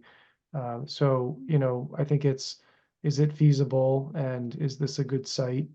And can we do it and manage it going forward? I think that the financial piece is much more favorable for us to do it ourselves than to have Kearsarge do it. But Kearsarge thinks they can get this operational in the first quarter 2025. Can we do that with our resources? I don't think so, but then you have to weigh that against the reduced amount of money that we're gonna get as a result of the. What's the rush? Yeah, I'm with you. I think we should just focus on getting it implemented and. It Yeah, I might don't take think us longer, We're not but beholden, we're not Yeah, beholden to that right, date, I don't right. think. No, yeah, no. There's no, But I think that's kind of a critical piece here is this the way we want to do it? We want to here's do one, it. sure, Yeah, Oh, I think Kearsarge or- Jason's saying probably prefer not to. people prefer but- not, it sounds like you Right. prefer not to. Well, prefer not to, Schedule's but, not you know, critical. Yeah. but the trade-off is it's allowed for the town to do. Allowed for the light Well, plan it's for to the do. light plan. Well, That's what I'm talking about. Yeah, yeah, Well, one thing to keep in mind is the light plant is gonna become a general contractor here. They're just gonna contract for somebody else. It's not like the staff of the light plant is gonna be. still do it. physically Yeah, I mean, you building would take a prime contract out with maybe Eaton, it for get Eaton to somebody. do the whole job, You know. top to bottom, including all the controllers. Yeah. Including the I'm not- dispatching mechanisms and all of it. I'm not trying to suggest, Jason, that this is not a big thing. It's a big thing. But it is something that is outsourced to a third party who will ultimately build it. And hopefully that's something that can be done. And Well, we the need point is who experience gets- with The third party, in terms of our future plans. Well, the third party is just like a solar contractor. Otherwise, just- But I think Dean is making the right point here. I mean, the issue becomes downstream, it becomes maintenance, and control and management. The issue up front is getting a contract with a reputable, right? With a And having reputable prime. experience with it in terms of our future project. Well, okay. Kearsarge do the same thing that we would do. They're gonna go hire somebody to do this, right? Alright, So so, they don't build stuff. No. so to jump off of this point, because we're kind of trying to stay on our schedule here. What next steps do we want? I'm fearful that I'm gonna be at the select board meeting on the 24th, the hearing. And we're really not gonna have any confirmation in the next, 3 weeks, it's the 24th. It's 3+, but 3 weeks is not a lot of time for us to just get a binary decision that we are very comfortable with, that is doable. So I don't know where I am on the 24th in front of the select board tap dancing. What happened if we just said, which is the truth, is that there are two options. You do the project, and we're gonna study the two carefully and come up with a decision. Can't do that. Can't. Can't do that, not a town meeting. You have to have, So- you got your details, you got it. It would be locked So down. I- Right. Okay. To try to answer your question, what do we want and what was the most prudent thing to do? I think Jason kind of called it out with getting somebody from a consulting company who has done this Who before. knows what they're doing? And come out here and meet with us and take a look at the site and make a judgment call as to, yeah, I can tell you right now whether this is feasible or not, or these very specific list of things need to be done, and this is the time it's gonna take to do them. And then we kind of know, at least more than what we know now. Right, We don't know anything right now. Do we? We already have a logical candidate, the people who consulted for the other towns. Well, Well, we don't. I'm not so yeah. sure about that. So Jason, when do you think about trying to engage somebody? Do we think this is possible? Like, we need something within a month, right? Have you contacted any of these third parties? No, we have not. I mean, unless Laura, you have, but no. We just met with Kearsarge on Tuesday.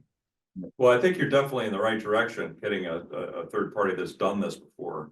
This is not trivial. The NREL reports are like hundreds of pages on capped landfill, so it ain't trivial. well. Okay, I don't know that we're gonna get off this topic with a final. Well, I think we conclusion, that's all we can do. That's all we can do. We're Is, just- is best shot through Jason Yeah. to get a third party in here that's got competency Yeah. and net this thing out for us. Yeah. Yeah. Jason, if you'd like me to scratch around and try to make contact with people, I'm happy to dig in and help you. I don't wanna just have everything just lay out on your to-do list. So, Yeah, I'm happy to- let us talk tomorrow and then I'll get back to you by Monday at the latest and we'll let you know what we're thinking and what contacts we have and we'll see what we can do. okay, that's fine. As I said, I'm happy to dig in and start to help. I mean, we gotta, you know, if this is gonna come to pass, we have to all pull on the same oar. So we're on good. And who's gonna pay what is a significant fee? Like that. The light plant Oh, budget, it'll come out of the light plant, We, whatever. we want to get this in really kind of in two phases. Get the initial, and then if it's a go, then we do the more detailed one, which Yeah, costs yeah, big money. we're The gonna, first one shouldn't cost a lot of money. it should just be, as Charlie called it, a sniff test. Sniff test. Just. So Just don't get your essentially, nose too close. Light plant will do it on speculation. No, Well- we need some more details. Well, Valid capacity. it's town land, there's no constraint on us doing it there, it looks promising. We're spending some venture, Yeah. opportunity money to try to figure out, and I don't think there's anything wrong with doing that. No. So, that's the best we can hope for. Okay, All right, so, the next item, I have a brief, description of, which is, and I'm gonna give you a little bit of the backstory here. Back in December, I had reached out to Energy New England to ask them about their outsourced battery management service, and if they could come in and give us a presentation of what that is, because there's a battery going in over at CMS. And we anticipate having a battery and we're adding these distributed energy resources to our local distribution grid. And Dave kind of declined to have them come in. He got in the middle of that conversation between me and the the conversation did not happen and they did not come and give us a presentation. Independent of that, I had also done a little research on systems that would be in-house rather than a service contract to manage our batteries. An in-house product that would somehow provide us with management and control capabilities that could be largely automated to do use cases that we cared about: peak shaving, protection of our voltage stability, protection of imbalance to the point of breakers popping, etc. I found two. One was produced by Eaton and another one was produced by Emerson. I've forgotten the names of the products. I think Eaton's is called Power Expert because it's in the presentation that I sent everybody.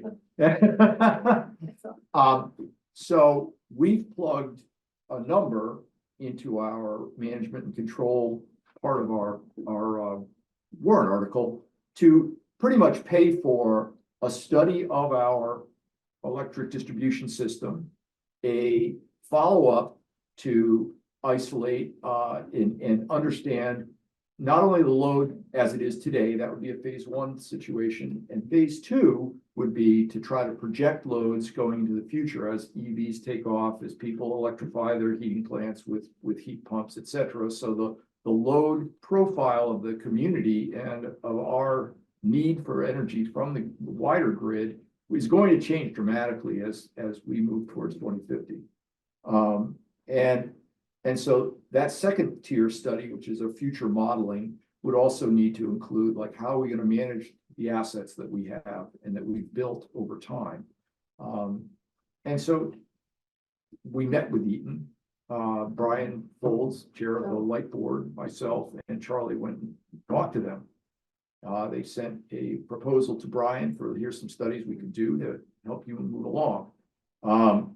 And having an in-house system seems like a very promising opportunity, but there's some overlap with what the light plant has already got on their calendar, which is a capital improvement to do a system for a SCADA system, supervisory control and data acquisition system, SCADA, SCADA. So when I met with Jason and Laura, you know, I mentioned, hey, we have this it's on our warrant article, but you also have your skater project. And so that's something that's going to have to dovetail at some point. But the studies that have been provided in the proposal as presented that Eaton sent to Brian Folds, they're the kind of thing we need to do whether we actually install their system or not install their system. We need to understand where our flows are going, where, you know, how much energy, distributed energy we could add to various, and do scenario work. Like if you put 2 batteries over here, you can put 5 more megawatts over there. These kinds of you know, what ifs are the kinds of things that would come out of this sort of preliminary study work that a company like Eaton does all the time. It's the kind of thing they do. So, you know, I threw their proposal slides of what their system is, what a controller does into the packet for our interest. Is there anything about that you guys want to go over in detail? There's many slides, and I can pull them all up, but how would you like to proceed? Charlie, you got any thoughts about that? Charlie's been on the side of this because he and I were part of the meeting that went down and met with them, with Brian. The genesis of this, I think, was the realization that, gee, you know, we're gonna have this middle school project, we're gonna have we're gonna have storage installed out there. And storage is monetized because in a way, storage is monetized by basically dispatching the battery, you know, at a time that enables you to take advantage of what's going on in the broader, you know, New England or Massachusetts system in terms of peaks and peak shaving and so forth. To do that, you need stuff.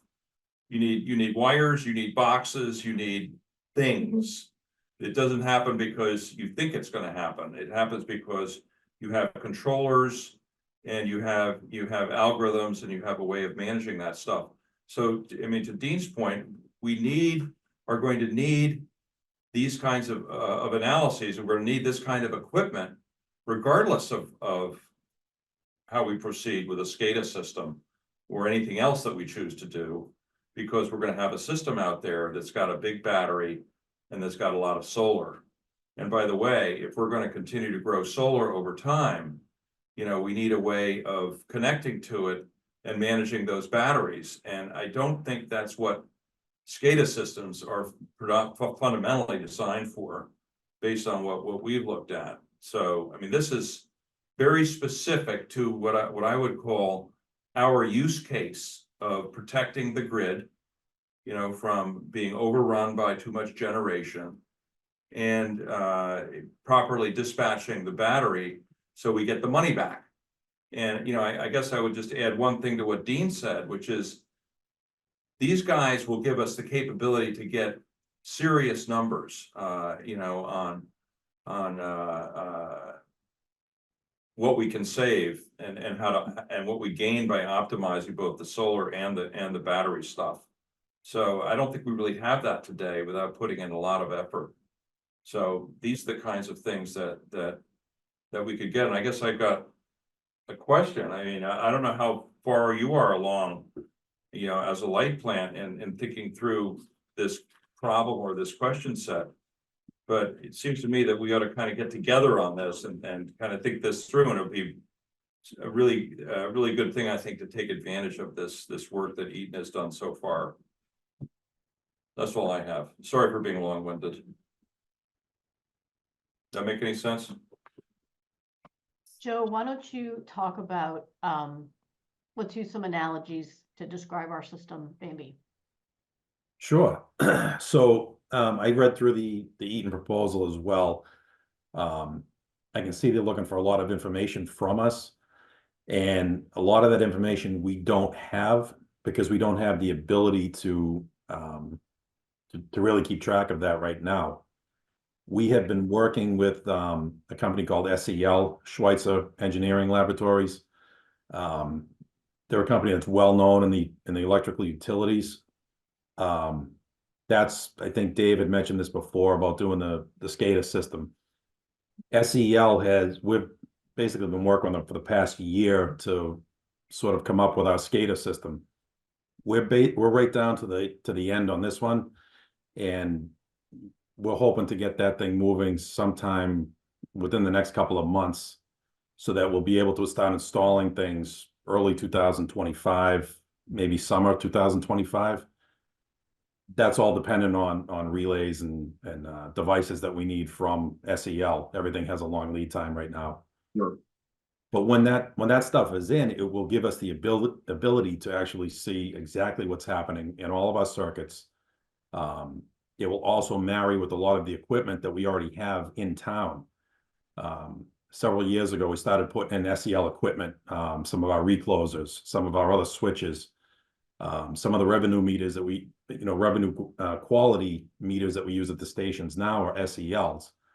So when we buy more stuff, this stuff will all tie together really nicely, and we'll get a real picture of what's happening all over town, down to the granularity that we need to truly understand, where we can put things.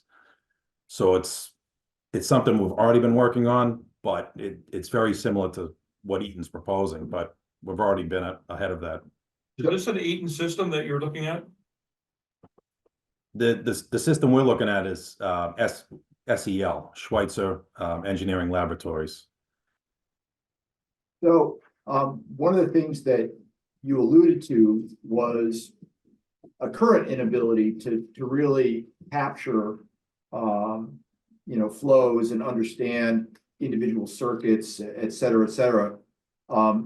Before they sent us this proposal, they did have, a pretty healthy conversation with us about how they would engage in their consulting. And we were upfront with them. We said it's unlikely that our light plant would be able to get you the data that you need to create a load report or a load model. And they said, no problem. As part of a consulting engagement, we would put a temporary metering for a month on individual feeder lines so that we would be able to understand how things were going. And then we would do the data collection and then use that as part of the consulting for the load modeling that we're doing. So they have a way to do that as part of the service that this thing provides. So I understand your concern that we don't have the data and we can't provide it to them. They're happy to step in and say, okay, that's no problem. We will, for a fee, I'm sure. Well, it's for 25K. But I'm sure that if we were able to provide the data, that the 25K would be either 15K or 25K plus them doing this extra work. The data, though, I think you do have the data for phase one. It was, or part one. There was a part one and a part two. Part one and part two. And I think you do have that part one data. I think the only question we had was, what can you get from, would it be the ISO? I mean, how is the demand measured is there demand measured at 15-minute intervals at the substation? Load? We can, but when they want to analyze this, they want to see even greater granularity. So they want to be able to see things potentially down to the cycle, which is a fraction of a second. Who does? I mean, whoever's looking at whoever does the final analysis of the data. So that's the type of stuff you're going to want to be able to see. Originally, what we had, pretty decent meters in the substations, and they began to fail. Now those meters, we used to be able to at least plug in, with a laptop and get some data off them, but they've been failing over the past couple of years, and the decision was made to go and just replace everything. And that's how we got into where we want to put in a full SCADA system at this point. Got it. So a lot of our data is limited. Sorry. So Joe, can I ask a question? I'm here, the monitoring is the SCADA system. Yeah. But this Eaton system gives you capacity to control. What we've talked about before is you want to be able to turn off the solar if you need to, and it's controlling the dispatch of the battery, et cetera. What systems do we have, and does the light plan have the capability to do that today. I know we were contracting with E&E to manage the battery, but in your suite of tools, are you ultimately gonna have that capability without this kind of tool? No, we really don't. You know, if we ever had an issue where, you know, we get very close in our shoulder months, I mean, we've kind of talked this out operationally. We would ask, you know, Kearsarge or whoever to shut their array off until we can either tie circuits together or figure out a way to share that load. And that's sort of a, you know, last ditch effort to keep the Right. system up. Yep. So that's all manual.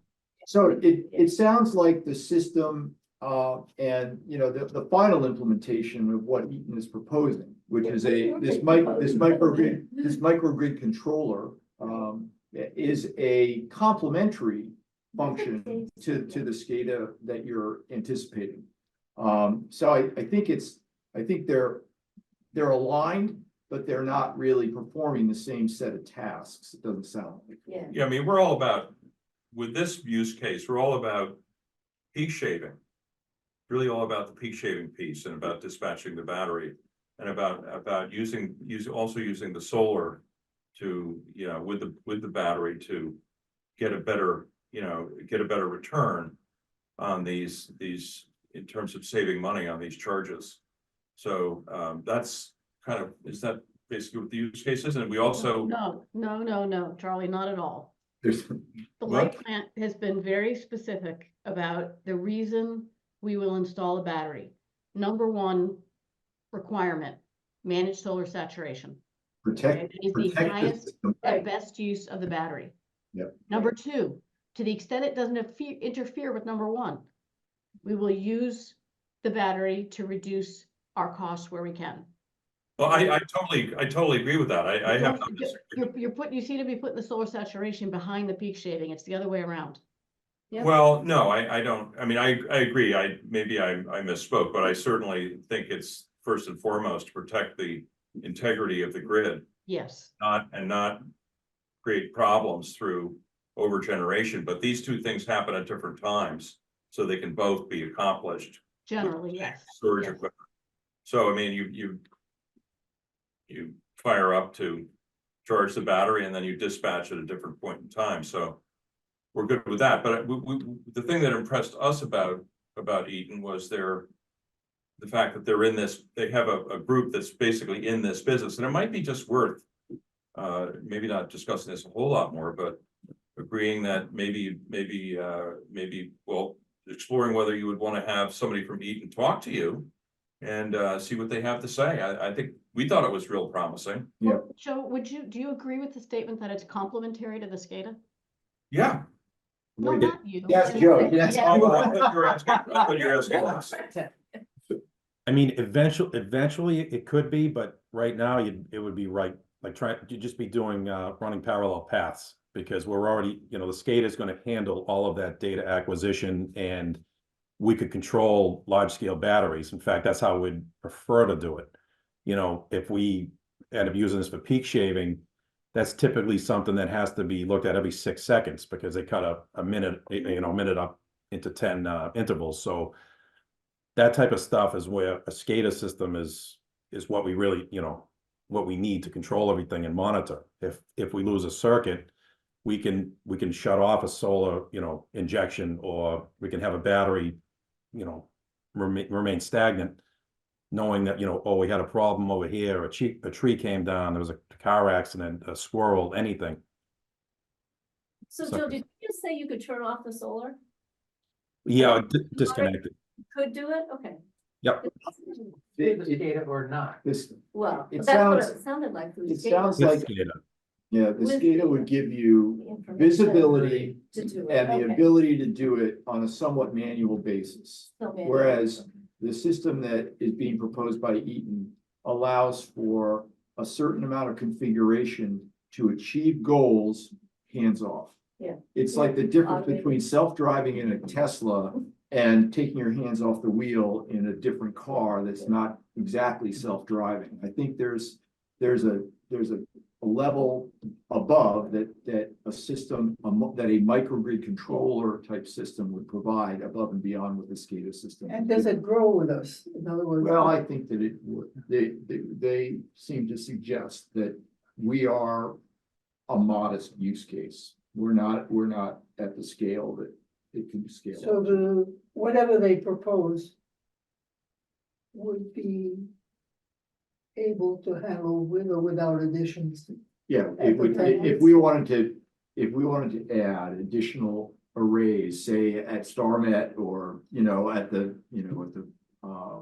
wastewater treatment plant or wherever. Or if you Yeah. wanna add about that- a Fence School or Yeah. Baker Avenue Yeah, or whatever. If private individuals wanted to put up large arrays on their properties, then that's also supported. And I mean, It's a Anyway, modular system. it's a modular system. I don't want to spend too much more time on this, but, because I just said discuss, we don't have any action items Well, here. But it does get into our warrant article. It does. Right, Well, so it would be good if if maybe we don't wanna press the question about.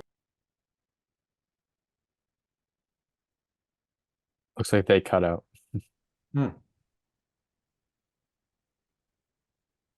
We'll probably have to wait for them to reconnect because we have to have public comment. So let's just stay on the line for a few minutes, or you can drop off if you need to.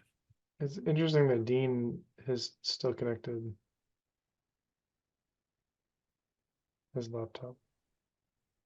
This happened last night at the DEI Commission meeting. I'm just clocking in here to say that our meeting computer, which is taking in all of our video from the table and the audio from the table, is offline. I've turned on, let's see, have I turned on? Yeah, I'm unmuted, so I think we should be fine here. So put my mic up, turn up my volume. It should be fine. I don't know if you're gonna hear me. Yeah. So just to let everybody, who might be online know that our computer is somehow rebooting. I'm gonna go over somebody's gotta walk over there and reboot. restart. Yeah, no, log it back in. There's a password taped to it there, Steve. But you're recording somewhere else now? Well, the recording is being done by Eric, Right. and that's offline. That's in the cloud. That's in the Just cloud. getting back to what we were talking about. We're still the going. notion of, I mean, do we want to try to get some sort of feedback on whether they would like to see Bob? He offered to come. Yeah, so the folks at Eaton who we met with have produced this proposal, which is unpriced. It's just, here's the work we would do. Would be happy to meet with you, Jason, or anybody, Joe, you as well, to, just let you know, this is what our product is, this is how it works, this is how it would operate in your environment. So, and this is how we would arrive at the configuration to meet your use cases. And, we were pretty impressed. They're pretty deep in this stuff. And in addition to that, Eaton is our AMI vendor. So, they're the ones who, we're putting in the Yukon system to capture all the data from the AMI meters. And it would probably be very compatible with that. So you're back, but you need to join the meeting. And their systems are managing a significant amount of batteries, let's put it Yeah, that way. They're yeah. one of the leaders in Yeah, this, clearly the vendor's in this good. battery business. Yeah. No doubt there.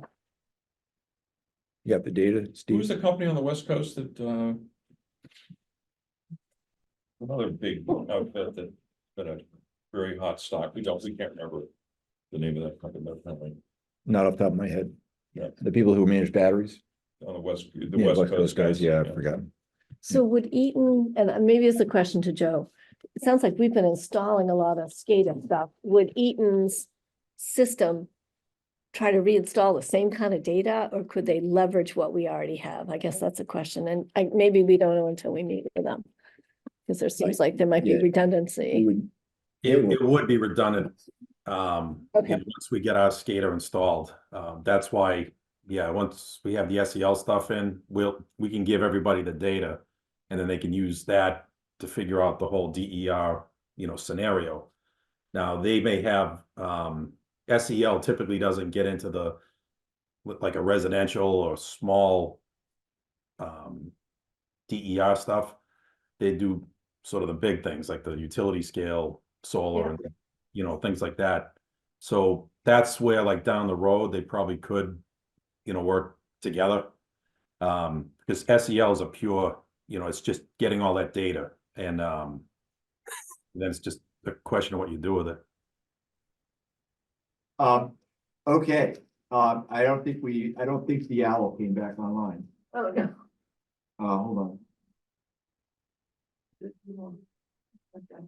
Yeah,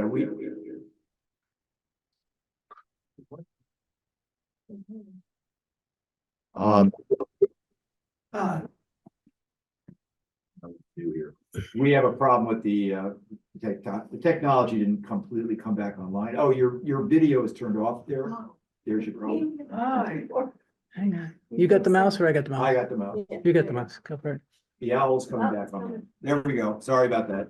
Technology meltdown. The computer literally just rebooted. So we were just asking, whether you wanted to take us up on the offer to spend some time with the Eaton people and go over what they have to offer. I mean, we're not trying to press you into anything, and we have no timeframes in mind here. We're just a committee that, you know, has some ideas about some things. And, you know, it might be worth pursuing. We certainly were impressed with them. So, Your call. your call.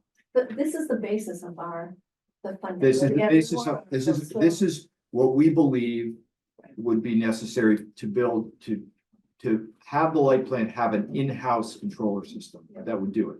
The light plant could choose to use the ENE outside service to manage batteries. They could choose to, to see if the SCADA system has enough sophistication to deal with the kinds of management that peak shaving and other network protection would require. And if they can get away with it, then they wouldn't expend this money, but this is in here to try to make sure that as we build more distributed energy resources, that the town is able to accept them. I completely get it. I completely agree. And I guess to the point about Jason or having the light plan. They need to They need to evaluate. weigh in, look in it. They need to weigh in, they need to look at it, and if they That's the decide that their approach using the SCADA approach that they're going down right now has sufficient functionality and it doesn't require this extra, what we're calling complementary system. Then, or they can complement it with ENE, that's their call. They're managing the network. We just saw this as an opening. Put it in the warrant to make sure that it was possible, because we see ourselves trying to add up to 11.5 megawatts of solar. And we need something to manage all this. Yeah, and you want to protect the system. And we want to protect Right, the so system. that's really. So, anyway, I think we're done here. We have a new business item, but I don't think we have any new business, so it's time for public comment. And Mary's hands are in her face. Alexa? Tracy Morano. Alexa, Tracy, go ahead. Yeah. Tracy has her hand up. Hi there, Tracy Morano, 39 Partridge Lane, Chair of the Regional School Committee, but speaking on behalf of myself. Okay, I have a couple questions. Our Tuesday night, we're going to have a full solar discussion. And just for clarity purposes, we tried to do it at our last meeting. We had technical difficulty, much like you guys are having tonight. So in the spirit of transparency. There you go. Well, another committee had technical difficulty last night too, so it must be something in the air. I don't know. So in the spirit of transparency, we decided to have our discussion this Tuesday. So it will definitely happen this Tuesday. So my question for you, I have the list. I think it's very clear about the list, what you'd like us to agree to. So that's a great starting point for us. So thank you for that. I had a question about the battery. Where would the battery be going on the CCHS campus? I also had a question on, you talked about modeling for the middle school. Have you done the modeling on the roof yet? We want to make sure it's right sized. So that would be another question. And then a couple other things that came up. One, when you discussed the basin, you talked about putting a fence around the solar, and that was the first I've heard about a fence. So if you have any further detail on that, I would love that. Impervious surface is going to be part of our discussion on Tuesday. And just so you're aware, the CCHS campus is at its max for impervious surface, and solar is considered to be impervious surface. So I just want you to have that information. And then the last point was just clarity on the point of contact. I discussed this with Lori today, and we would have Bob Conry as our point of contact for you guys to be able to access the roof. And if you have someone from CMLP, we can put those two people together and go from there. So that's it. Okay, I'm gonna make one comment about the impervious surface question, okay? I was on the NRC for 5 years, so I am well schooled in impervious surface. You are right, the campus has an approved amount of impervious surface, and you are at the limit.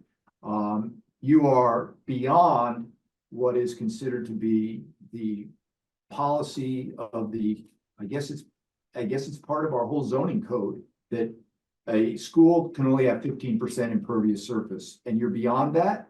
So you're already at a variance. So if you need more impervious surface, you go to the zoning board of appeals and you ask for a variance, and you may get it because you're already at a variance. So you may get it, but they'll have to evaluate it.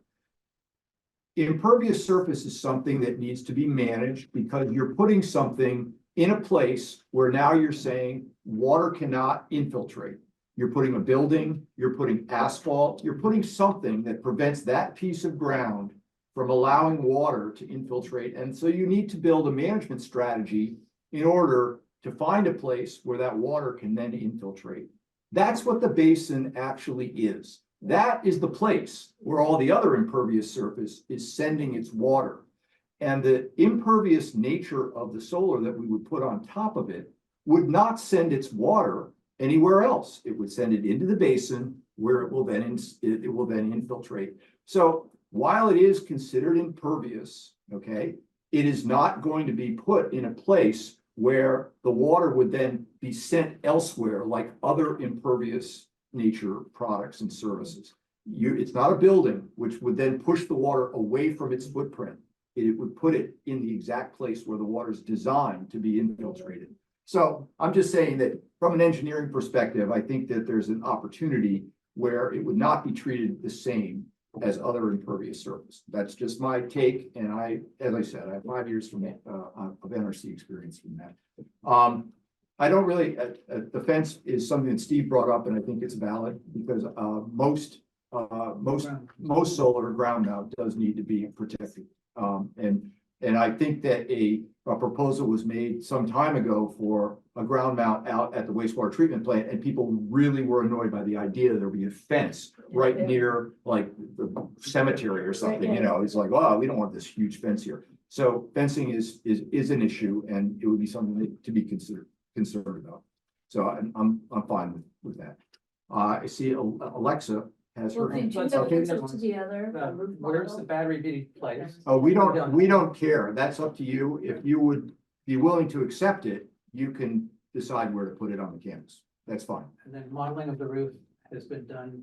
Modeling of the roof is in all of the estimates that we've made use the modeling that was done by the Cadmus report in 2020. They estimated that 1,000 panels could go on the roof.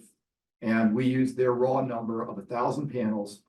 We would need to have that validated by an engineer who gets up there and goes, oh, they really can't go here, but they could go over there. So we may need to adjust that, but we know exactly how much that report estimated. They only used GIS visual aerial photographs of the building to make their estimates of where they could go. I did have an interesting conversation today with Brian Folds, who said that when the building was designed, he thought that the shading elements that keep sun from entering the classrooms that stick out over the buildings were originally designed to hold solar panels instead of just be shading elements. But for value engineering purposes, they were peeled back to just being shading That's been elements. done in some schools. You know, shading elements. But he thought that if they didn't completely value engineer it out, that there might be some electrical capability to reattach, solar to those things. So that's just a piece of research that could be done. I know that Lori said in the previous meeting that she had found the as-bills, so. Right, it didn't say solar ready, but that didn't preclude That it from just being meant solar the ready. solar. Can we say that we're at a very preliminary stage in terms of understanding the sizing for the roof? And I think we're at the same stage at this point that we probably would have been, with the middle school at this point relative to town meeting when town meeting is coming. The way these are generally done is they're done with aerial views to start with rough estimates. And then, as with the middle school, a lot of things changed over there relative to shading from the utilities on top and so forth. So I think we're pretty good with the Cadmus stuff, but maybe there's room for more solar up there. We don't know. We just have to take a more serious look through an SDA or somebody that takes this to the next level. Certainly, the Cadmus people just did an aerial shot of it. That's all they did. And that's okay for what it was. For the level Yeah. we're at. For the level we're at, for what we Fine. need now, that's good enough. Okay, any more questions that I overlooked? Okay, Alexa. Hi, Alexa Anderson, 14 Park Lane.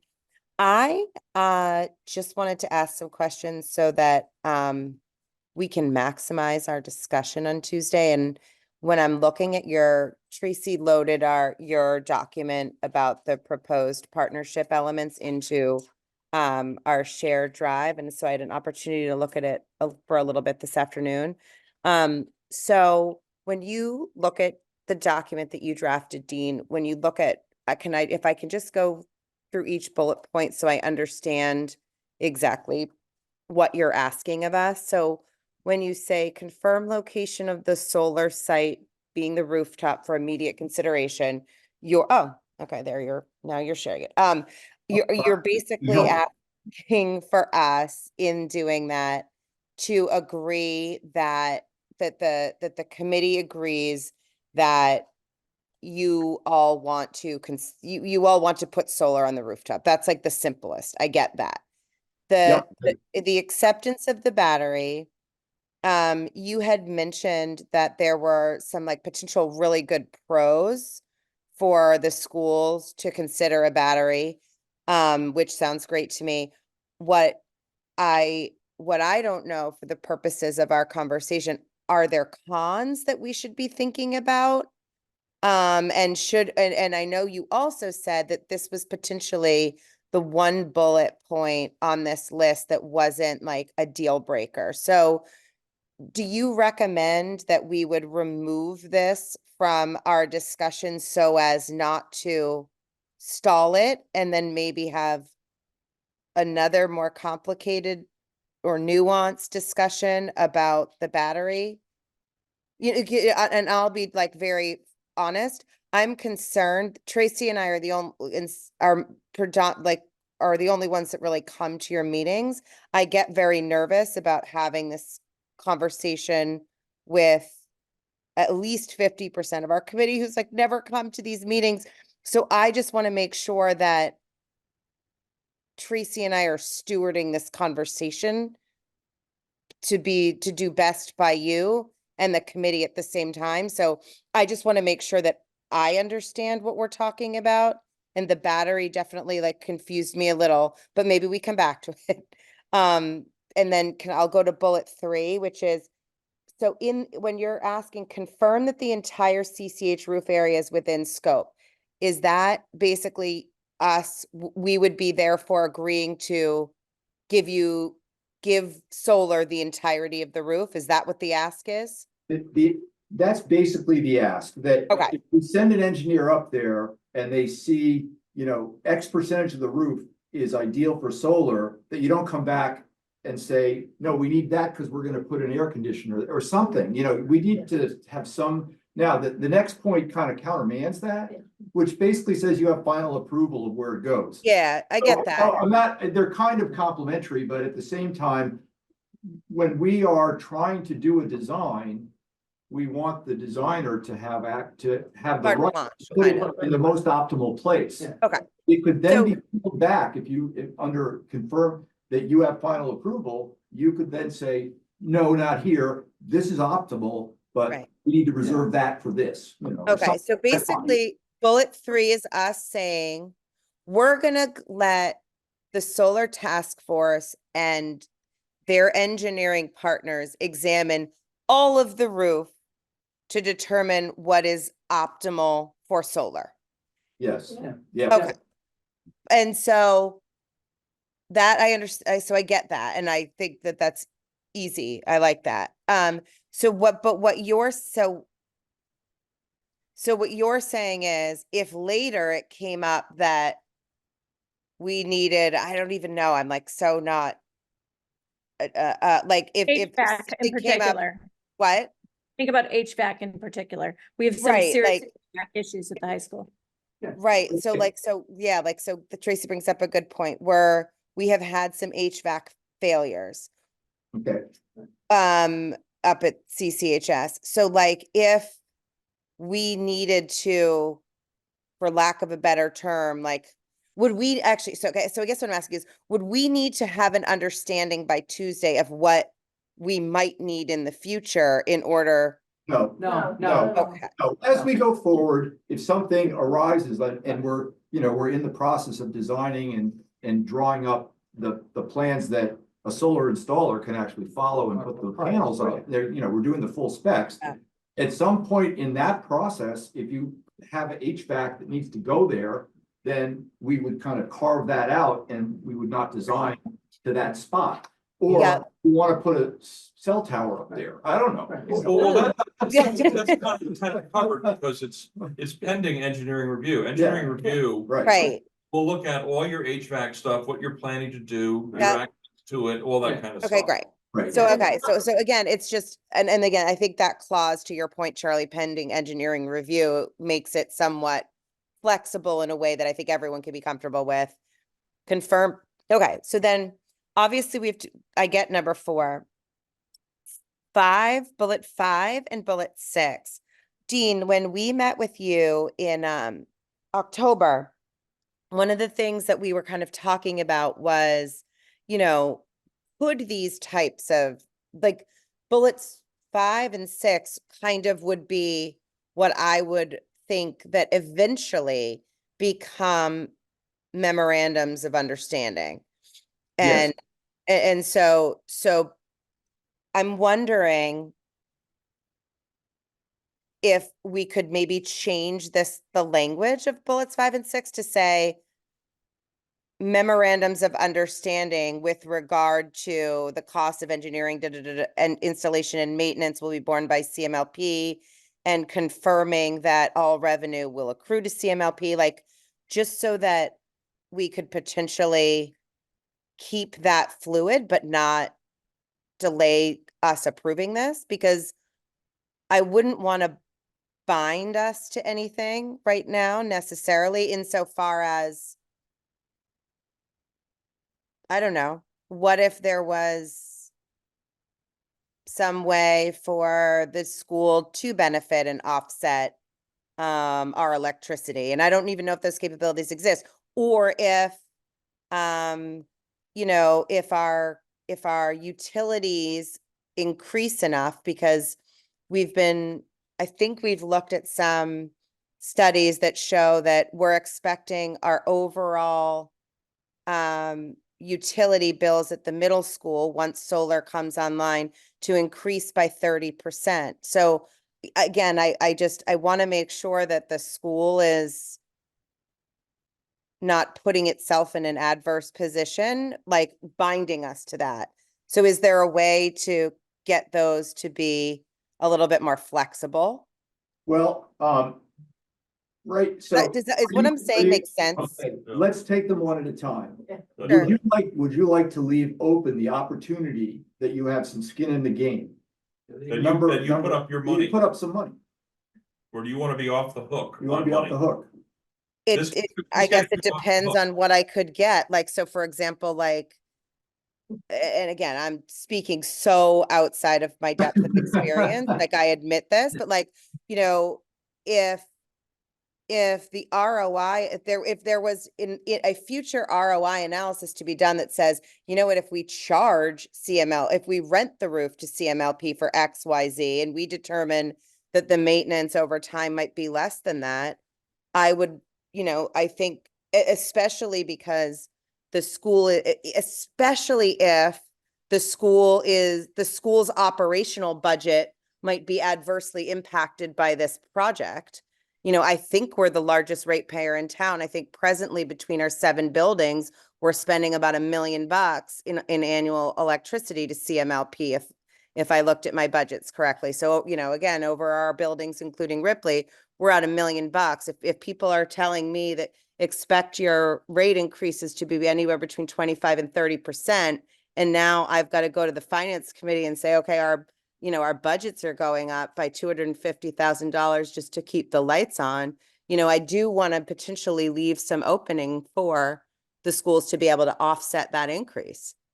Let's try to work with numbers that are more real than 25%. Yes. The potential, the potential here that the solar will have on any ratepayer who's a residential ratepayer is about $3 a year. We think that is pennies per month on a residential customer bill.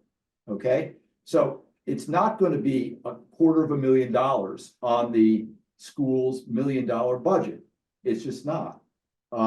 So the scale here needs to be kept in context. Now, let's just return to the cost of engineering, installation, and maintenance will be done by CMLP. If you are seriously considering that you would prefer to float a bond and have the revenue from the operational savings from having your own energy, that's your call. But our committee doesn't think that there's a lot of appetite for that. And so we are proposing to do this in this way. Well, and so it's kind of a showstopper. I don't see it. Let's be clear about Yeah. this. Be a little bit clear about this. If you want to make money off this, which is a good thing to be thinking about, you'd have to put the array behind the meter. Yeah. Right. You'd have to say, okay, we're going to put up all the money, and we're going to get the credit for all the revenue. So we're going to pay for it, and we're going to collect the dollars. That's totally doable, and because there are net metering rates, that's the way this is done. You know, if you don't want to put up the money, then it becomes a case of the rest of the, of us and the light plant looking at this and saying, okay, you don't want to put up the money. Well, how much money is in this? And we can tell you very little, and perhaps none, and perhaps this is even quite negative, over time. That's why we wanted the field. We wanted the field because this is not a good proposition. The roof is not a moneymaker. It just is not. So I don't. What? I don't know if we should say that. well, we should say that. Let's be clear about this. More Well, expensive. It's more expensive, absolutely, than the. No, and for even- sure. No, we're quite positive that well, I don't With the know. IRA. Am I missing something here? benefits, It's very razor thin. No, it's well, okay, it's if there's money to be made, it's pennies. It's not, pennies it's over- not. There we're is not nothing taking to be, bundles, there's although nothing, there is no there under the rock for you. And we can prove that very easily with a spreadsheet, if you're interested. We found the net present value of the investment in the roof to be approximately $4,000 or Yes, it something was like like- $4,000 on a 25-year investment. It is not a big moneymaker. It's not a value. it's not- But yeah, and the way to slice this though is where the problem really comes in. The only way to slice this is for you to say, okay, we're gonna get smart on this, and this is a good investment for the schools. And certainly we'll help you look at some of the numbers. Good investment for the schools, and and we're willing to pay for this. we'll take this out of, we'll put up the capital, we'll do the whole thing, and we'll make the money off it to pay that back. That's your call, whether you want to proceed with that. I don't know that between now and the 24th of September, we're gonna be able to engage in that analysis. Well, we could show a simple spreadsheet real quick, couldn't we? Yeah. We could plug these numbers in and show 25-year spreadsheet or 30-year spreadsheet. Yeah. what you said. That's all we need to show. Concept, just going back to this was, Points. our proposal is that CMLP is gonna install and maintain Right.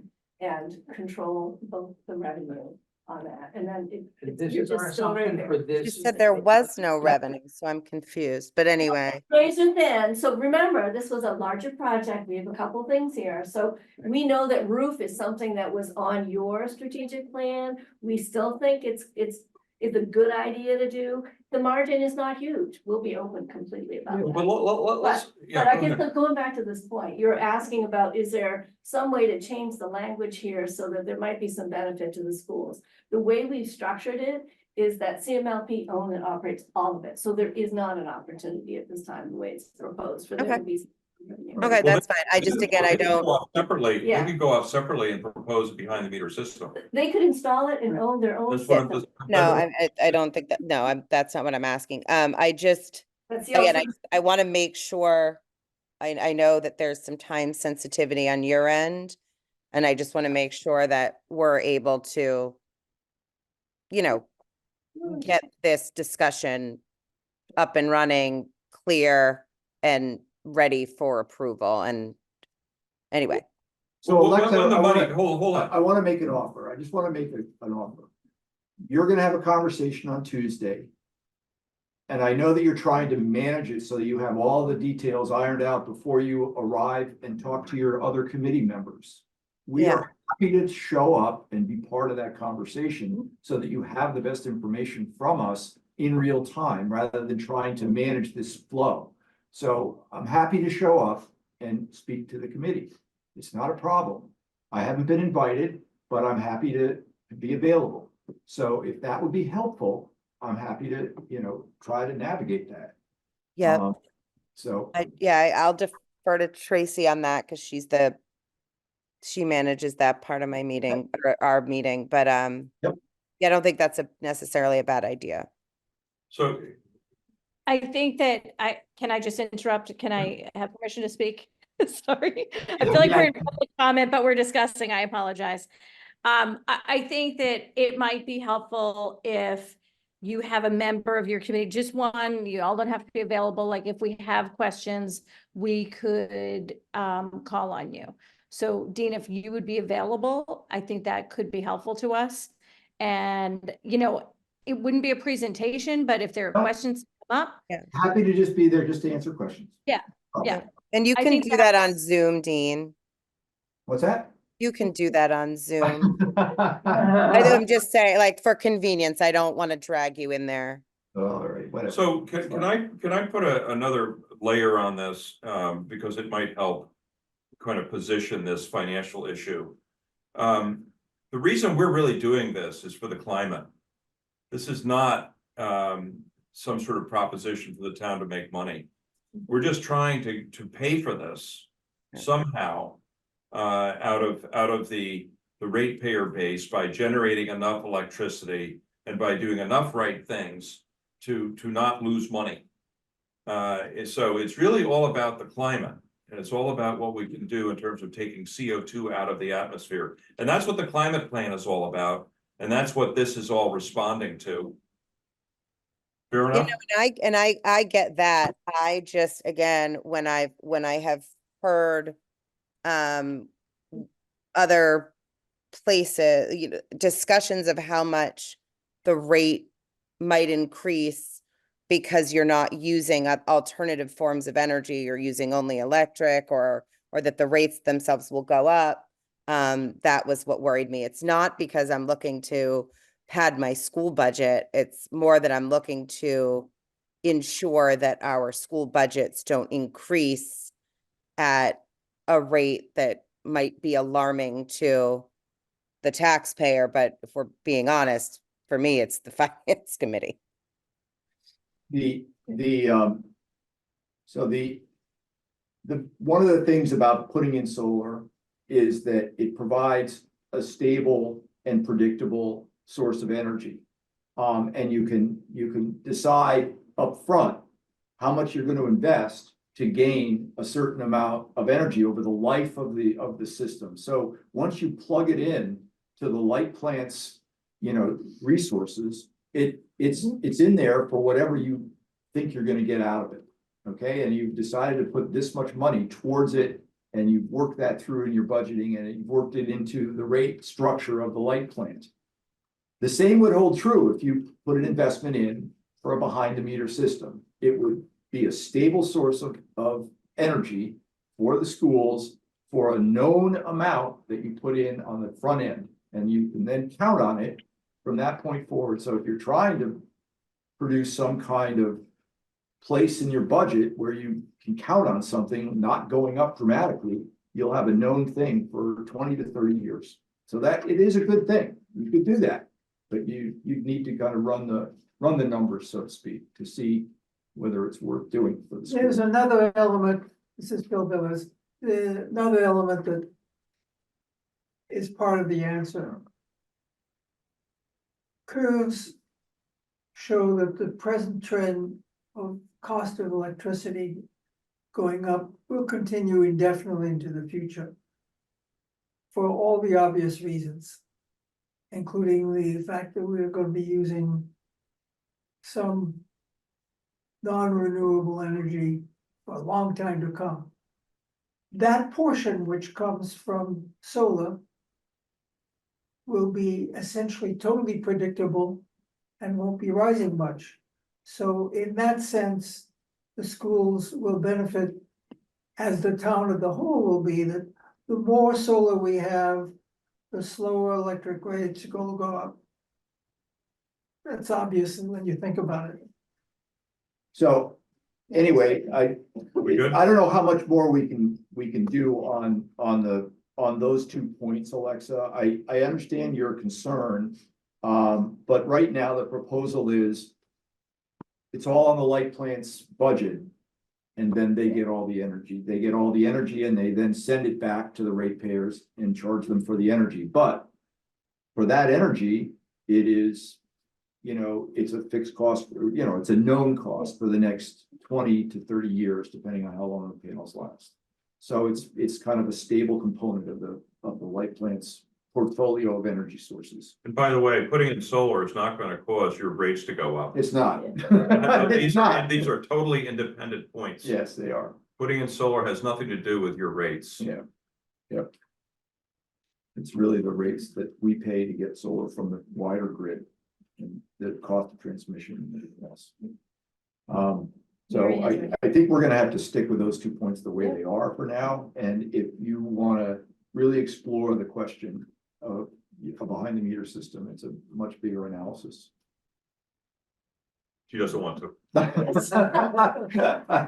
Okay. All right, I will plan on Mary attending. Sanders. Sorry, Mary Hartman. Mary Hartman, oh Mary my Hartman. gosh. Hi, you still have any energy to listen? Yeah, sure. Yeah. Okay. Okay, good. Mary Hartman, 16 Concord Green, member of the select board, liaison to the solar task force, speaking on my own behalf. Dean, the hearing with the select board is the 26th. It's a Monday night. 26, thank you. 26th, yeah. And I'm really glad that you're shooting to have as many loose ends tied up for that hearing as you can.